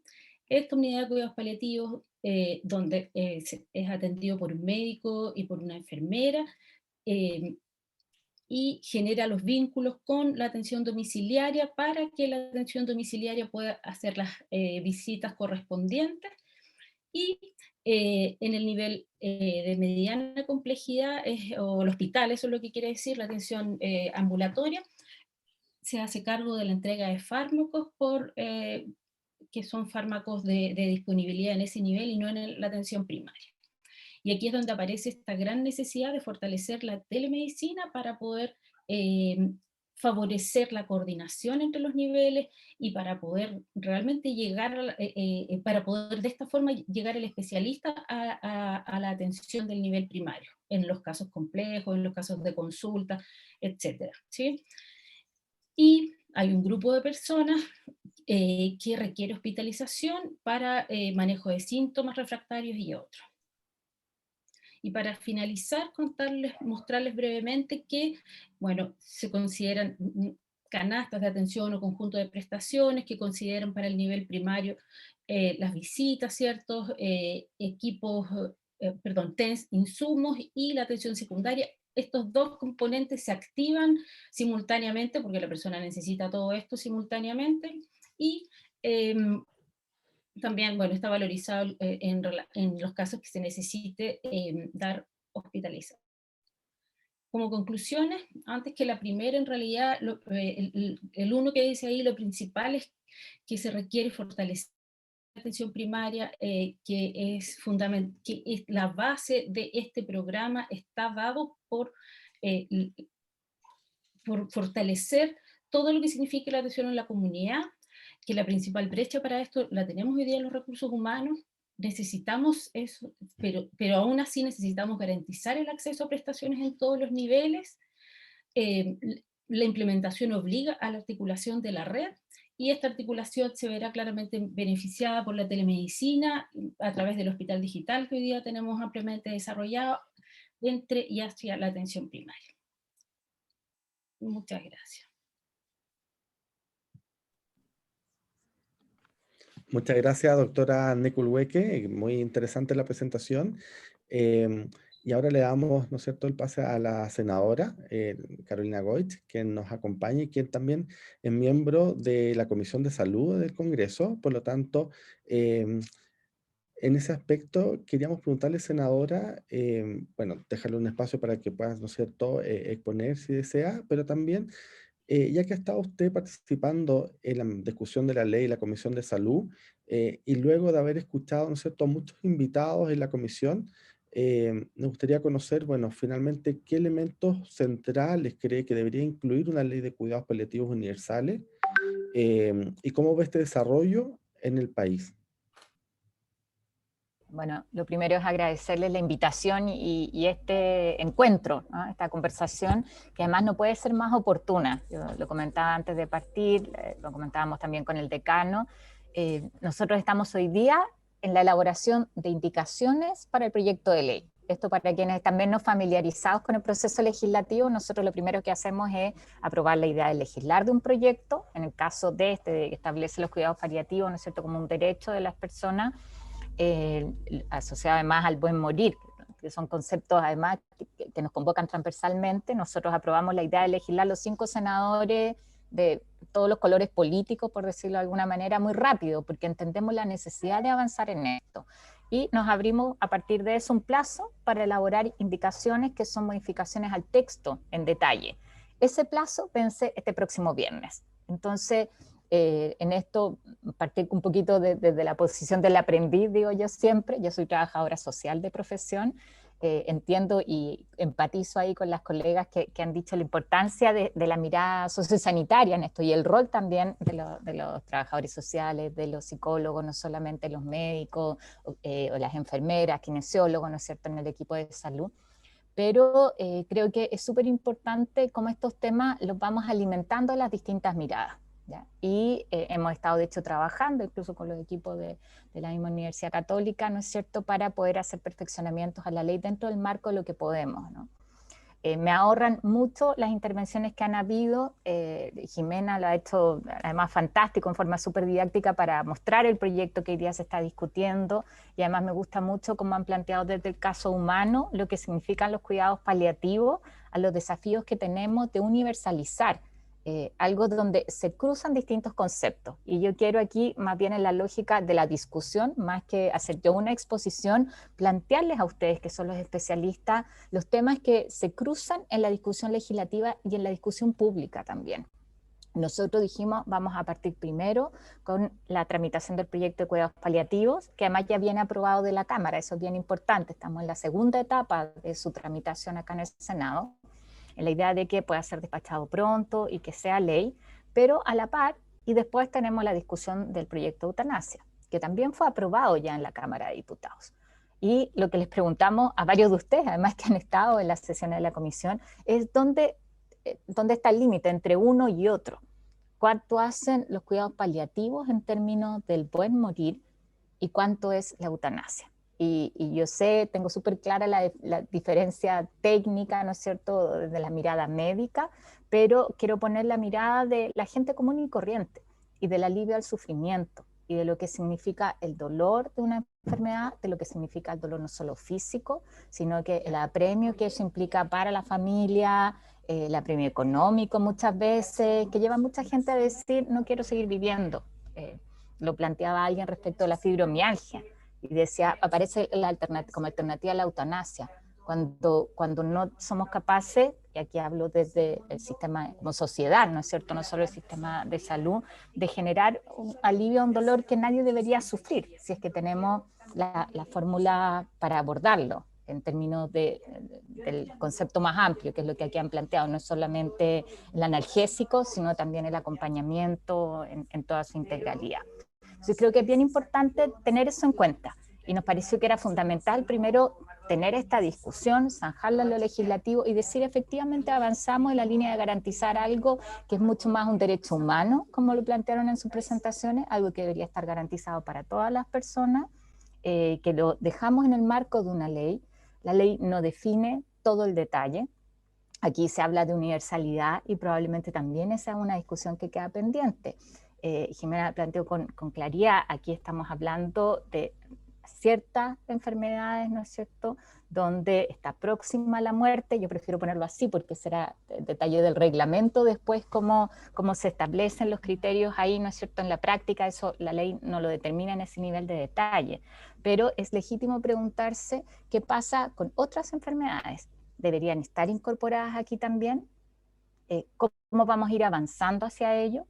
Y en esta misma lógica también cuánto es el cuidado paliativo y cuánto es alivio del dolor respecto de otras enfermedades crónicas que también hoy día en muchos casos no tienen el acompañamiento necesario, ¿ya? Que son como la discusión en términos de decisión de política pública, que finalmente lo que hacemos nosotros en una ley.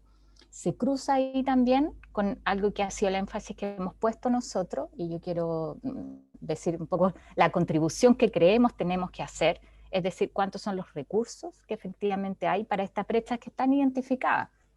La primera en términos de recursos humanos, sabemos que eso no se va a resolver de un año para otro, que cuando tú requieres formar equipos, y además no son solo médicos, tal cual como han dicho, ¿no? Eso requiere tiempo, pero lo que sí pedimos es tener una planificación de eso, y una planificación que va asociada también a que los cargos estén disponibles muchas veces, a que estén los recursos identificados en la ley de presupuesto año a año. El primer marco del proyecto que vimos, en eso no entraba mucho en el detalle, sino que más bien quedaba asociado a la ley de presupuesto, y nos parece que nuestra tarea es decir, significa tanto en concreto. Ya el día de ayer tuvimos una presentación del ministro, y está pendiente el informe financiero, que es el que tiene la firma del ministro de Hacienda, que esto es que no es cierto, respalda que están los recursos fiscales, que debería llegar ahora a fines de la semana. Por eso yo no voy a dar una cifra hasta que tengamos ese informe financiero, pero sí quiero valorar que lo que conocimos el día de ayer por parte del ministro, que está planteado en 5 años, partiendo de coberturas de un 20% cada año, más de la mitad de los recursos están destinados a recursos humanos. Y el grueso de eso, además, a atención primaria, que yo creo que es algo súper importante. Es como nosotros en esto marcamos, yo diría, un hito, por lo menos lo que a mí me ha tocado ver, y yo lo he acompañado mucho desde la tramitación de la ley de cáncer, y desde ahí está la experiencia que tengo mucho más también en enfermedades raras o poco frecuentes. Pero nosotros siempre miramos la salud hospitalizada, nos pasa incluso con el COVID, ¿no es cierto? La dificultad ha sido el mirar y potenciar, relevar el rol de la atención primaria. Entonces me parece que es súper importante lo que se hace en esta propuesta, que es poner el énfasis en la atención primaria, en lo que está más cerca de donde viven las personas. Eso es muy importante, y que además sea consecuente con las prioridades de recursos, que es también donde se mide que efectivamente no sea solamente un titular. Después, la mirada de la hospitalización domiciliaria, que incluso desde el punto de vista económico es costo eficiente absolutamente, y de hecho lo que nos plantean es que finalmente vamos a ahorrarnos recursos. Estoy haciendo la estricta lectura de los números. El problema es que esos recursos no se ahorran antes, ¿no? Entonces nosotros tenemos que garantizar recursos en la ley de presupuesto del próximo año, y sabemos que en el mediano plazo finalmente vamos a estar generando una hospitalización que no solo es más barata, sino que también es mucho mejor para las personas. Creo que todos conocemos experiencia y lo hemos vivido probablemente también personalmente, la diferencia de estar en tu casa, de estar en tu entorno, de estar en el lugar donde te sientes cómodo y no hospitalizado. Y probablemente a quien nos pregunte cómo quieres terminar tu vida, ojalá fuera con las personas que quiero en mi casa, en mi cama, ¿no es cierto? Eso que es parte de los testimonios que rescatamos habitualmente. Y creo que eso de deshospitalizar, en este caso los cuidados paliativos, también es muy importante desde la política pública de salud. Nos queda, y parte de lo que se ha discutido, es todo el tema pediátrico, y cómo ponemos el énfasis, es parte de lo que estamos trabajando con los equipos justamente estos días. Recibimos, a propósito de planteamientos que se hicieron especialistas en el área, y creo que una de las cosas que tenemos que contestar en la discusión ahora en detalle de la ley es justamente ahí cómo se diferencia, cuáles son los requerimientos especiales, además, por supuesto, de los de formación y capacitación específica, especializada, ¿no es cierto? Pero cómo se visibiliza eso, que es aún más frágil, aún más complejo, ¿no es cierto?, cuando hablamos de un niño y lo que significa para el entorno y la familia. Y lo último que quiero yo en este comentario es destacar el que se incorpore no solo a la persona, al enfermo o al paciente, sino también a su familia y al cuidador cuando no es familiar. Creo que eso también es muy novedoso, así como el deshospitalizar, la hospitalización domiciliaria en sí, el énfasis en la atención primaria, el incorporar al entorno como parte de quienes son sujetos de estas prestaciones, de este acompañamiento, es súper importante. Nosotros tenemos ahí un desafío respecto a los cuidadores que escapa y excede, ¿no es cierto?, por supuesto, a esta ley, pero que también tenemos que abordar, y creo que ahí está incluso el desafío, no lo planteaban algunos especialistas, de cómo se procesa el duelo, de que no nos queden fuera esos aspectos que no son probablemente la persona que está teniendo los cuidados paliativos en sí, o que tiene la enfermedad, la persona que fallece, pero sí son parte de lo que nosotros tenemos que abordar de esta mirada más integral, de la que yo me alegro mucho, porque creo que hacia allá tenemos que avanzar en salud. Yo me quedo hasta ahí con mis comentarios y agradecerles de verdad la forma de abordar el tema y los aportes que han estado haciendo a la discusión. Muchas gracias, senadora. Yo creo que ha sido importante integrar, ¿no es cierto?, la mirada tanto de quienes están acompañando a personas que están sufriendo, como son Aizane, Laura, ¿no es cierto? La visión también de Jimena, de usted, en relación al tema de las políticas públicas y Pedro, ¿no es cierto?, con esta mirada también desde los aspectos internacionales. Y ahora queremos cerrar, ¿no es cierto?, la discusión, o sea, la exposición para después pasar a un tema de preguntas con Liliana de Lima, quien ella es directora ejecutiva de la Asociación Internacional de Hospicios y que nos va a hablar un poco de esta mirada, ¿no es cierto?, más global, regional, sobre cómo también otros países u otros modelos han avanzado en lo que estamos nosotros ahora y qué podemos aprender también de otros que ya han avanzado esta etapa en la cual nosotros nos encontramos en discusión. Así que, Liliana, muchísimas gracias por estar presente y por acompañarnos. Bueno, Alfredo, muchas gracias y gracias al Centro de Políticas Públicas y a la Facultad de Medicina de la Universidad Católica por esta invitación. Encantada de estar aquí acompañándolos, dando una perspectiva de pronto desde lo internacional y, bueno, lo que en la conversación con Pedro que me ha pedido también es que hable un poquitito de cómo está la situación a nivel de los otros países. Y antes de empezar, si bien quisiera, pues, aceptando y de pronto entendiendo que hay falencias, hay limitaciones en el modelo que existe en Chile, Chile está muy bien con respecto a muchos otros países, no solamente en América Latina, sino a nivel global. Y en ese sentido, el trabajo que todos ustedes han hecho a nivel desde la sociedad civil, desde la política de gobierno, desde la academia, ha sido importantísimo para que los cuidados paliativos y las personas que necesitan cuidados paliativos, muchas de ellas tengan acceso. Sé que hay un porcentaje importante que no tiene acceso y que están trabajando en ello, pero me gustaría empezar con esa nota positiva también. Bueno, voy a compartir la pantalla porque tengo solo una corta presentación y esta presentación es utilizando también los datos que trabajamos para la última edición del Atlas Latinoamericano de Cuidados Paliativos que se publicó este año, hace 2 meses. La Asociación Latinoamericana de Cuidados Paliativos es la dueña del Atlas y ellos tienen prevista un lanzamiento formal, oficial, el 4 de agosto. De todas maneras, ya muchos tienen copia del Atlas. La doctora Tupper presentó algunos de los datos que tienen y si necesitan, al final les voy a mostrar el sitio web donde lo pueden bajar. 3 entidades estuvieron detrás del Atlas, la LSP, por supuesto, la Asociación Internacional de Hospicios y Cuidado Paliativo, que es para la cual trabajo, y la universidad, el Grupo Atlantes de la Universidad de Navarra, liderado por el doctor Carlos Centeno. Un poquitito de reseña histórica para que puedan posicionar a Chile dentro del contexto histórico. Miren que Chile, hubo otros países que empezaron antes que Chile, pero aún así Chile, Costa Rica, que empezaron en 1990, están muchísimo más avanzados que algunos de los que empezaron previo a Chile. De manera que, como les decía, vienen de un desarrollo importante y positivo.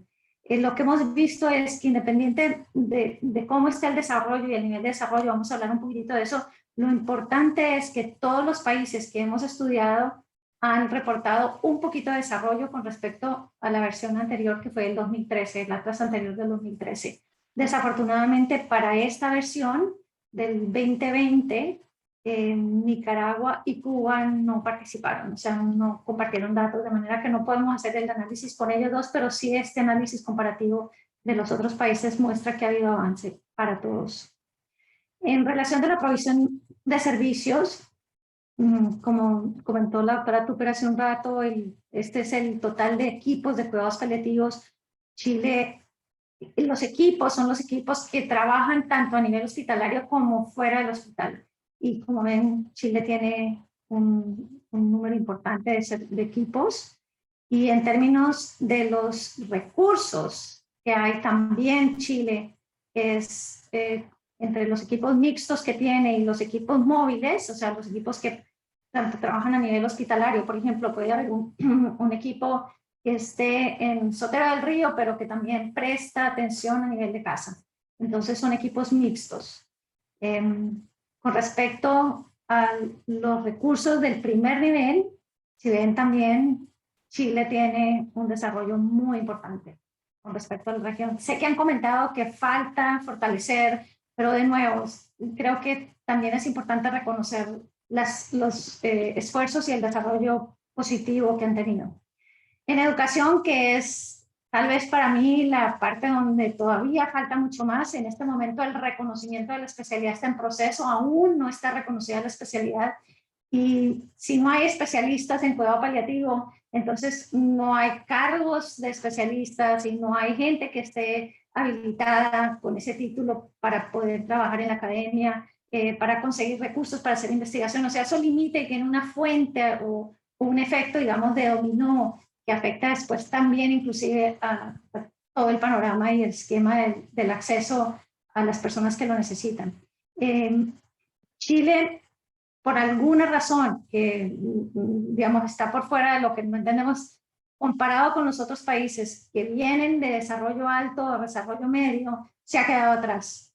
Y hace poco hicimos un análisis de sistemas sociosanitarios en Colombia y todos los esquemas de lo que ha hecho el gobierno en acceso a medicamentos, en acceso a la prestación de servicios, en política sanitaria. Encontramos que de todas formas también la falta más importante en términos de Colombia, por ejemplo, era la falta de educación. Encontramos que ese es el factor que tal vez ha afectado para que Colombia, a pesar de que fue el primer país en América Latina, se recuerda en la reseña histórica, es el primer país donde empezaron los cuidados paliativos, en este momento está en el nivel medio de desarrollo.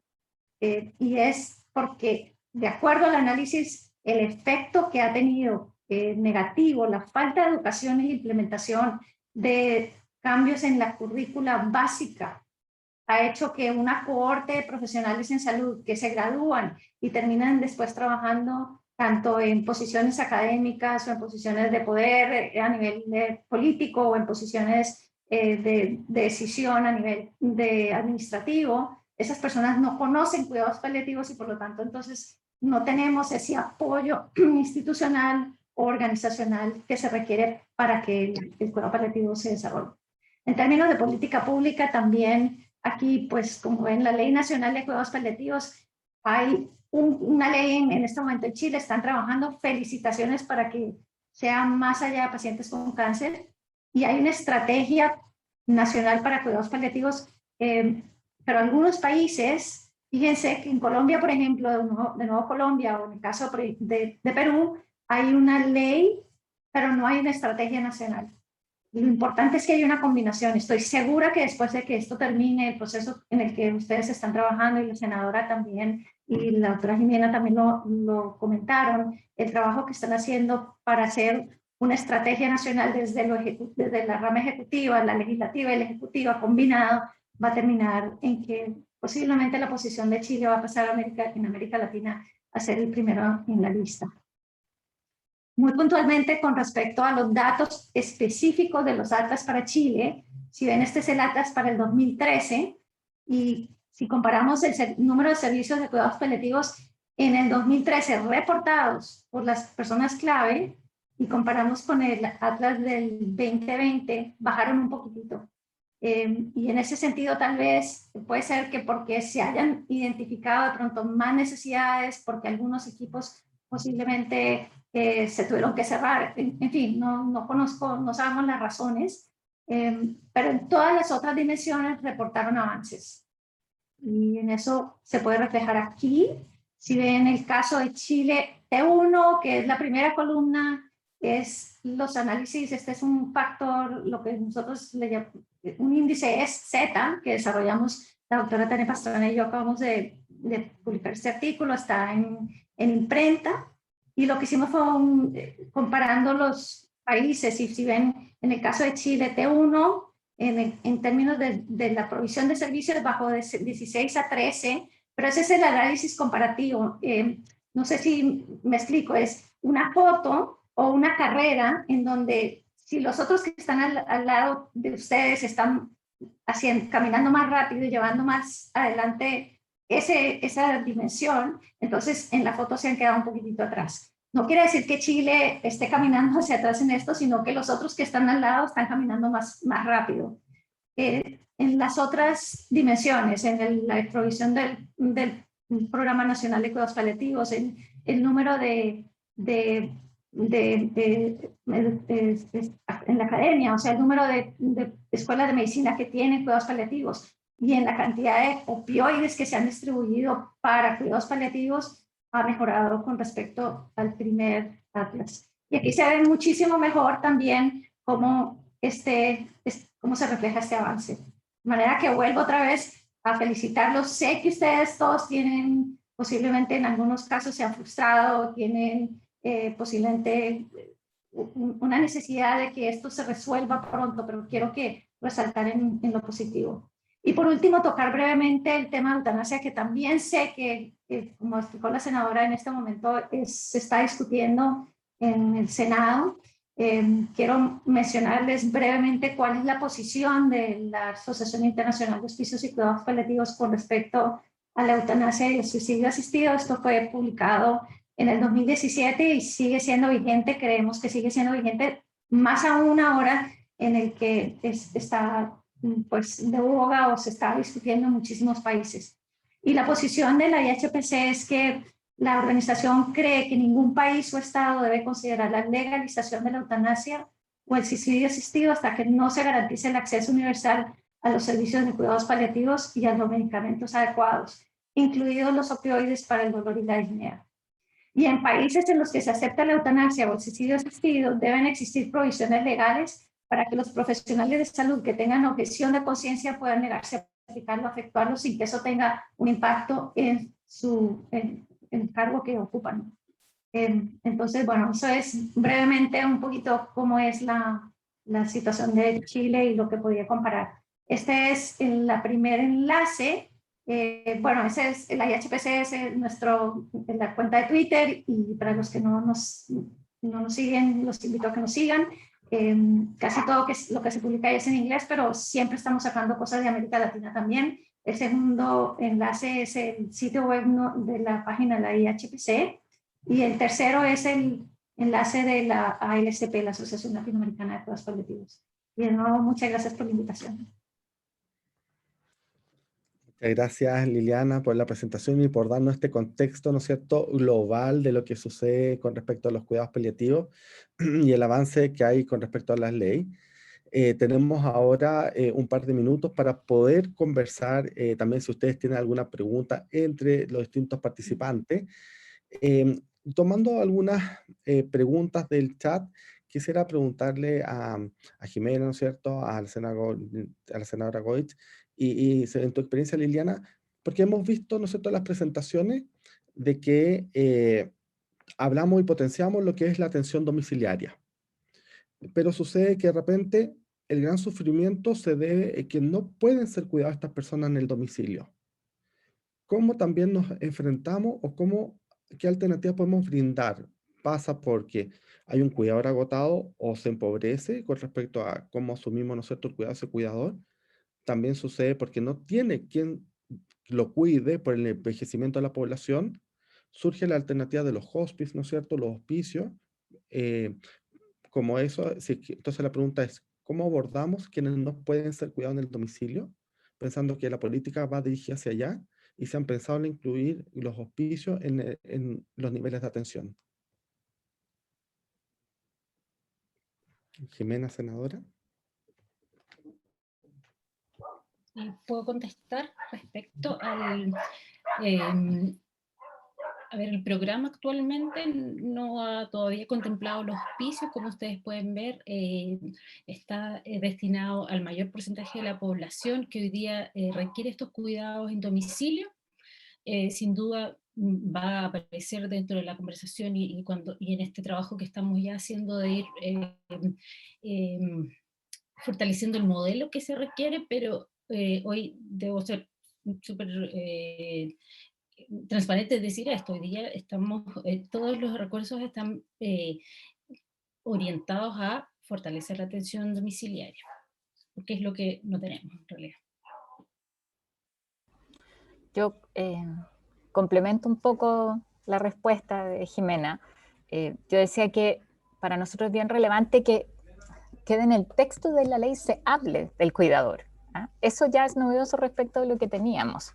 Eso no significa que se resuelve el problema que tenemos, o la deuda, la brecha, ¿no es cierto?, para usar el término técnico que tenemos respecto de los cuidadores. Pero sí es un avance. A mí me ha tocado seguir en la experiencia de la región un programa que hicimos piloto en Alzheimer y que justamente era como de los primeros programas que incorporaba a la cuidadora en términos de darle un respiro. Eso significa que necesitas una persona que por lo menos 2 tardes a la semana va a la casa y le permite una salida. No es solamente el apoyo psicológico, que es lo que yo me imagino que está, sin conocer ahí el detalle, ¿no es cierto?, lo que está pensado ahora. O sea, aquí partimos del reconocimiento del rol de los cuidadores, habitualmente cuidadoras, ¿no? Eso es un avance, pero tenemos que incorporar no solo el acompañamiento en apoyo psicológico, que me imagino que está contemplado en entregar ciertas herramientas también de capacitación, de cómo se cuida, que eso es súper importante y es parte, yo me imagino, también de lo que ya se está haciendo en las experiencias que hay, sino también una prestación pecuniaria directa. O sea, habitualmente es una mujer que deja de trabajar, y es la hija, es la señora, es la vecina, es la sobrina, que deja de ser un ingreso, que deja de desarrollarse profesionalmente por asumir las tareas de cuidado, ¿ya? Pero eso no se lo podemos pedir a esta ley. Yo tengo súper claro eso. Y que como en muchas cosas, lo perfecto es enemigo de lo bueno. Nosotros necesitamos en esto ir consolidando pasos, y ahí hay una discusión que incluso se va a dar recientemente, ¿no sé? Todos hemos seguido estos días cómo se inicia la discusión de nuestra nueva constitución. Entonces, respecto de la seguridad social, el 4º pilar del cuidado es parte de lo que se va a tener que discutir, el reconocimiento del valor de las tareas de cuidado, y eso está incorporado ahí, ¿ya? Pero yo creo que tenemos en esta lógica de ir implementando progresivamente. La tarea que tenemos es un reconocimiento. Ustedes han seguido los debates presidenciales, varios candidatos que están en las primarias dicen un aporte de tanto para la cuidadora. Entonces, cuando esto empieza a aparecer más allá de la ideología, más allá del signo político, es porque tenemos que hacernos cargo, y yo creo que es un primer avance. Hoy día ustedes conocen, hay un programa, pero que le aporta un monto muy chiquitito a las cuidadoras, que no es justamente a lo que se está pensando, pero sí cómo se reconoce, cómo se profesionaliza, cómo las cuidadoras son sujetos de derecho. Ahí solamente puedo decir en titular que tenemos en tramitación una ley que avanza en el derecho preferente de atención para las cuidadoras, y que es como lógica, lo hicimos para los adultos mayores, el que tengan prioridad en las atenciones, en la entrega de medicamentos, pero uno dice la cuidadora es muchas veces la que va a buscar el medicamento para el adulto mayor que está postrado, para la persona enferma que está postrada. Entonces, es un tema para mí que algo que he aprendido como legisladora es súper importante, que la ley del marco conceptual de lo que queremos proteger, de lo que queremos garantizar como derecho. Esa es la discusión que estamos dando, pero aquí tenemos toda una tarea de ir generando los presupuestos, ¿no es cierto?, de ir avanzando en la implementación, y esto es uno de los temas. Muchas gracias, Liliana. ¿Sí? ¿Quieres comentar? Sí, me gustaría también comentar con respecto a este tema que en América Latina el único país que tiene una ley de cuidadores es Costa Rica, en donde el trabajador está protegido, no lo pueden expulsar del trabajo, y además no solamente tiene esta protección, es una protección que se extiende por 6 meses de acuerdo a lo que el médico considera que puede ser el tiempo que le queda a esa persona. Y además de eso hay un costo que se cubre, de manera que si bien los ingresos de la cuidadora, casi siempre senadora, como dicen las senadoras, son las mujeres, se ve afectado. La Caja de Seguridad Social entra a ofrecer también no es un montón de dinero, pero sí que le da mensualmente a la persona también una cantidad de dinero para que pueda cubrir algunos gastos. Entendiendo que los medicamentos y otras cosas esenciales para el cuidado del paciente también están cubiertas por el sistema. pero es muy interesante conocer que ya en América Latina existe un precedente, ¿no? Y es la ley de cuidadores en Costa Rica. Muchas gracias, Liliana, y también Jimena por la respuesta. Pedro, ¿tú querías hacer una pregunta? Sí, muchas gracias. La verdad es que ha sido súper interesante para mí participar en este seminario. He aprendido un montón de cosas y creo que logramos como hacer un muy buen panorama de la situación actual sobre cuidados paliativos. Entonces, tengo un par de preguntas para la senadora respecto de esta ley marco, en términos de dos cosas. ¿Es posible incluir, por ejemplo, aspectos como un marco que favorezca la formación de cuidados paliativos a nivel de pregrado, por ejemplo, en las profesiones del área de la salud, que lo pueda poner como algo que se incluya como, no sé si obligatorio o que se sugiera, o que haya una política que lo favorezca? Y la segunda cosa, que estoy revisando la ley, y la verdad es que yo de ley no sé mucho, pero me preocupa qué pasa con todas las personas que se alinean en el sector privado. En el fondo, esta ley marco no hace referencia a la cobertura para esas personas. ¿Cómo se garantiza? ¿Quién lo financia? En el fondo, porque buscando el argumento esto de la equidad, es súper interesante que los cuidados paliativos oncológicos hoy día están más protegidos la gente del sistema público que la gente del sistema privado. Y en el fondo, lo que me parece fantástico que el Estado haga un aporte para la cobertura de cuidados paliativos en el sistema, para no oncológicos, pero nuevamente puede ser que esta brecha siga existiéndose o ampliándose nuevamente en esa misma dirección. Entonces, ¿es posible incluir algo que pudiera como mandatar la inclusión de este beneficio para todas las personas? Son dos preguntas. Muchas gracias. Sí. En la primera, Pedro, absolutamente, sí, esa es la idea. Y es parte de lo que hemos recogido en la discusión. Es cuando hablamos de la formación de recursos humanos, no solamente es quienes hoy día están y cómo se capacitan esos equipos, sino también cómo avanzamos en que esto, además, va a haber probablemente una demanda creciente y permanente, ¿no es cierto? Y más allá de las carreras estrictamente médicas, si uno pudiera decirlo así, ya que es algo que ha surgido aquí varias veces en nuestras intervenciones y en quienes están participando. Yo creo que eso es súper importante, así como también el reconocimiento de la especialidad, que me parece que Liliana se refirió a eso, o sea, es como la formación de recursos humanos en los distintos niveles. Yo creo que eso es bien importante y mirado a través del tiempo. Recogemos absolutamente. Y lo segundo, en el caso del GES, el GES es una garantía que cubre tanto el sector público como el sector privado. Que hayan diferencias, y eso qué bueno que tú lo digas, muchas veces la gente piensa que porque es privado, porque pagas, porque es caro, es mejor.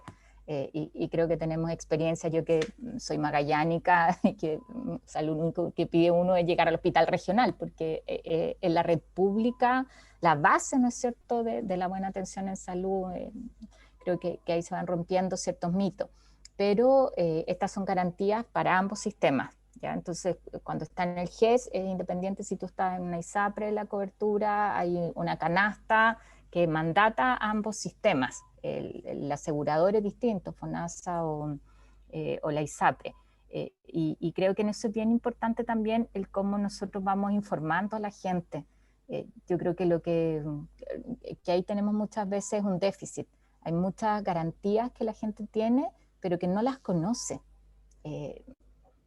Pagamos habitualmente un ISAPRE, por eso también hay una prima GES, y la gente, hay un sistema que es complejo, creo que eso es un tremendo desafío, así como también el fortalecer el rol de lo público, y lo hemos mirado en la pandemia, a mí me encanta mencionar eso, porque cuando vemos a FONASA garantizando que sea una atención en el caso de COVID, en lo público, en lo privado, cuando hay un segundo prestador, y vamos conociendo todo de eso y vemos que se puede. Además, uno dice aquí esa segmentación del sistema, que es a lo que tú apuntas, ¿no es cierto? A la diferencia que hay, por un lado en lo privado y por otro lado en lo público, también las podemos ir uniendo, ¿no es cierto? Las podemos ir abordando, pero poniendo a las personas al centro, que yo creo que es lo más importante. Así que en esa lógica avanza esta ley, no es solamente para un sector, sino que para ambos. Muchas gracias por dejar eso también muy claro, porque hace una preocupación constante de eso, de que si es que cubre ambos sectores, esta, ¿no es cierto?, separación que a veces hay y que la gente, en el fondo, la necesidad es transversal, independiente del sistema de salud que tenga. Tenemos un minuto para cerrar, no sé si quieren dar algunas palabras de cierre, alguna idea, algo que quieran comentar todos los panelistas. Yo solo agradecer la oportunidad, muchas gracias a la doctora Tupper, a Insane, al doctor Rodríguez, a Liliana, que está de Estados Unidos hablando, a la senadora Goich y a Jimena por la excelente disposición para participar, y muy agradecido por esta oportunidad de diálogo, y obviamente totalmente disponible para contribuir a la discusión pública en caso que se necesite, del punto de vista como de la información que nosotros tenemos y que podemos compartir. Así que muchas gracias y felices de poder contribuir en la discusión de esto. Yo me sumo al agradecimiento y solo quiero decir que quedan abiertas las puertas del Parlamento, donde estoy aquí en Valparaíso. Esta es una construcción colectiva, ¿no es cierto? Problemas que no vamos a resolver de un día para otro, pero donde necesitamos de todos los saberes. Y ojalá la ley sea el marco que acompañe, ¿no es cierto? Como un carrito que vaya llevando y juntando toda esa sabiduría en temas tan sensibles, tan humanos, tan difíciles también. Lo que yo quiero aportar nomás para el cierre, que es algo que yo he aprendido mucho en cáncer, que habitualmente en esto uno siempre piensa en la muerte, y esto no es cómo mueren las personas, sino cómo viven las personas.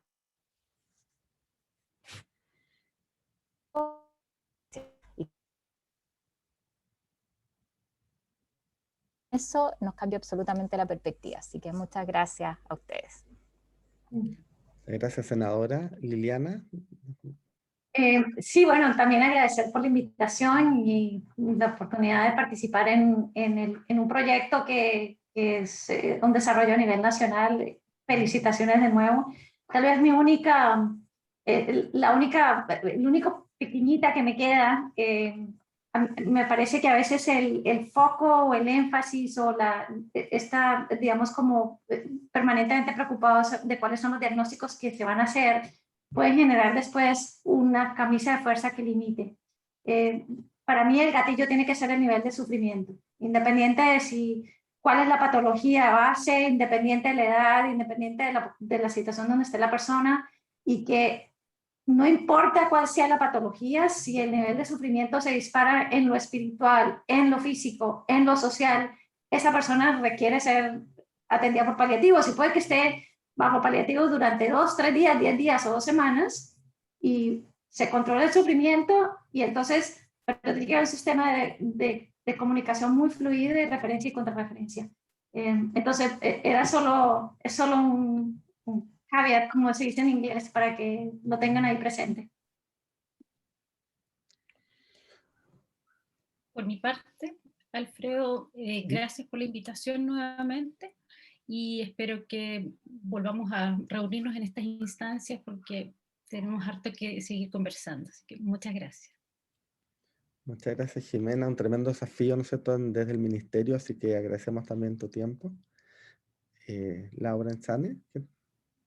Bueno, yo agradecer la oportunidad de poder participar y compartir en esta instancia. Yo creo que han surgido una cantidad de ideas, de conceptos y también como de oportunidades enormes que nos van a permitir en el fondo con el tiempo, como dice la senadora, de a poquitito con esta ley que nos va a ir marcando el paso para reconocer y darle aún más vida a los últimos días de vida de las personas, y también años, de repente pueden ser años en el fondo. Me parece muy interesante lo que plantea Liliana sobre que el termómetro sea el sufrimiento, y el sufrimiento no solamente está asociado al final de la vida. Yo creo que ese es un concepto importante que nos tenemos que quedar, y de manera de que ojalá no solamente al final de la vida, sino que en cualquier instancia ninguna persona se quede con esto de no hay nada más que hacer, porque sabemos que tenemos cosas por hacer, y qué alegría saber de que en el fondo habemos muchos, y hay muchas personas que tampoco nos están acompañando hoy en día, que están dispuestos de subirse a ese carro, así que agradecer solamente la oportunidad. Muchas gracias, Insane. Laura. Comentario al cierre. Más que una cosa en específico, yo le agradezco a la universidad y al Centro de Políticas Públicas en particular porque estas instancias de difusión donde tenemos 100, 150 personas conectadas, sensibilizándose en el área, que no somos profesionales de la salud, que no son paliativistas, que es lo que habitualmente vemos en seminarios acerca de cuidados paliativos, parece que es extremadamente relevante. Necesitamos abrir las puertas a la discusión como más ciudadana, en el fondo. Y que desde la sociedad civil nazca también los requerimientos, las necesidades, porque así como lo mostraba en la presentación, siempre ha sido desde arriba hacia abajo el desarrollo de los cuidados paliativos en Chile, en el sentido de que parte el gobierno, parte el ministerio como dictando las normas, digamos. También yo siempre he echado de menos un poco cómo la sociedad civil se empodera un poco de esto y cómo desde abajo vamos construyendo un sistema y unos servicios, digamos, que sean adecuados a las necesidades de todos. Gracias, Laura. Agradecer, ¿no es cierto?, a cada uno de ustedes, los panelistas, ya los hemos nombrado, agradecer por su tiempo. Y el doctor Jaime Godoy, en nombre de la universidad, va a dar unas palabras de cierre y agradecer también en forma general por la participación en el seminario y también a todos los participantes que han estado activamente en el chat. Damos las gracias por la participación. Nos hubiese encantado poder haber conversado todas las preguntas, pero bueno, al menos se generó, ¿no es cierto?, esta discusión bastante enriquecedora. Doctor Godoy, muchas gracias. Muchas gracias. Desde la facultad simplemente agradecer, creo que ha sido una reunión tremendamente interesante, ha sido clarificadora en muchísimos conceptos que necesitamos irlos trabajando, estudiando, y creo que hay pocas situaciones en medicina que muestren más claramente y nítidamente la humanidad y la compasión que son tan esenciales a la medicina y que de repente nos olvidamos un poco de ello, que en la atención a pacientes vulnerables, sufriendo y que están próximos a morir. Así que muchas gracias a todos y adelante con los cuidados paliativos. Muchas gracias, doctor Godoy. Así que muchas gracias a todos y que descansen.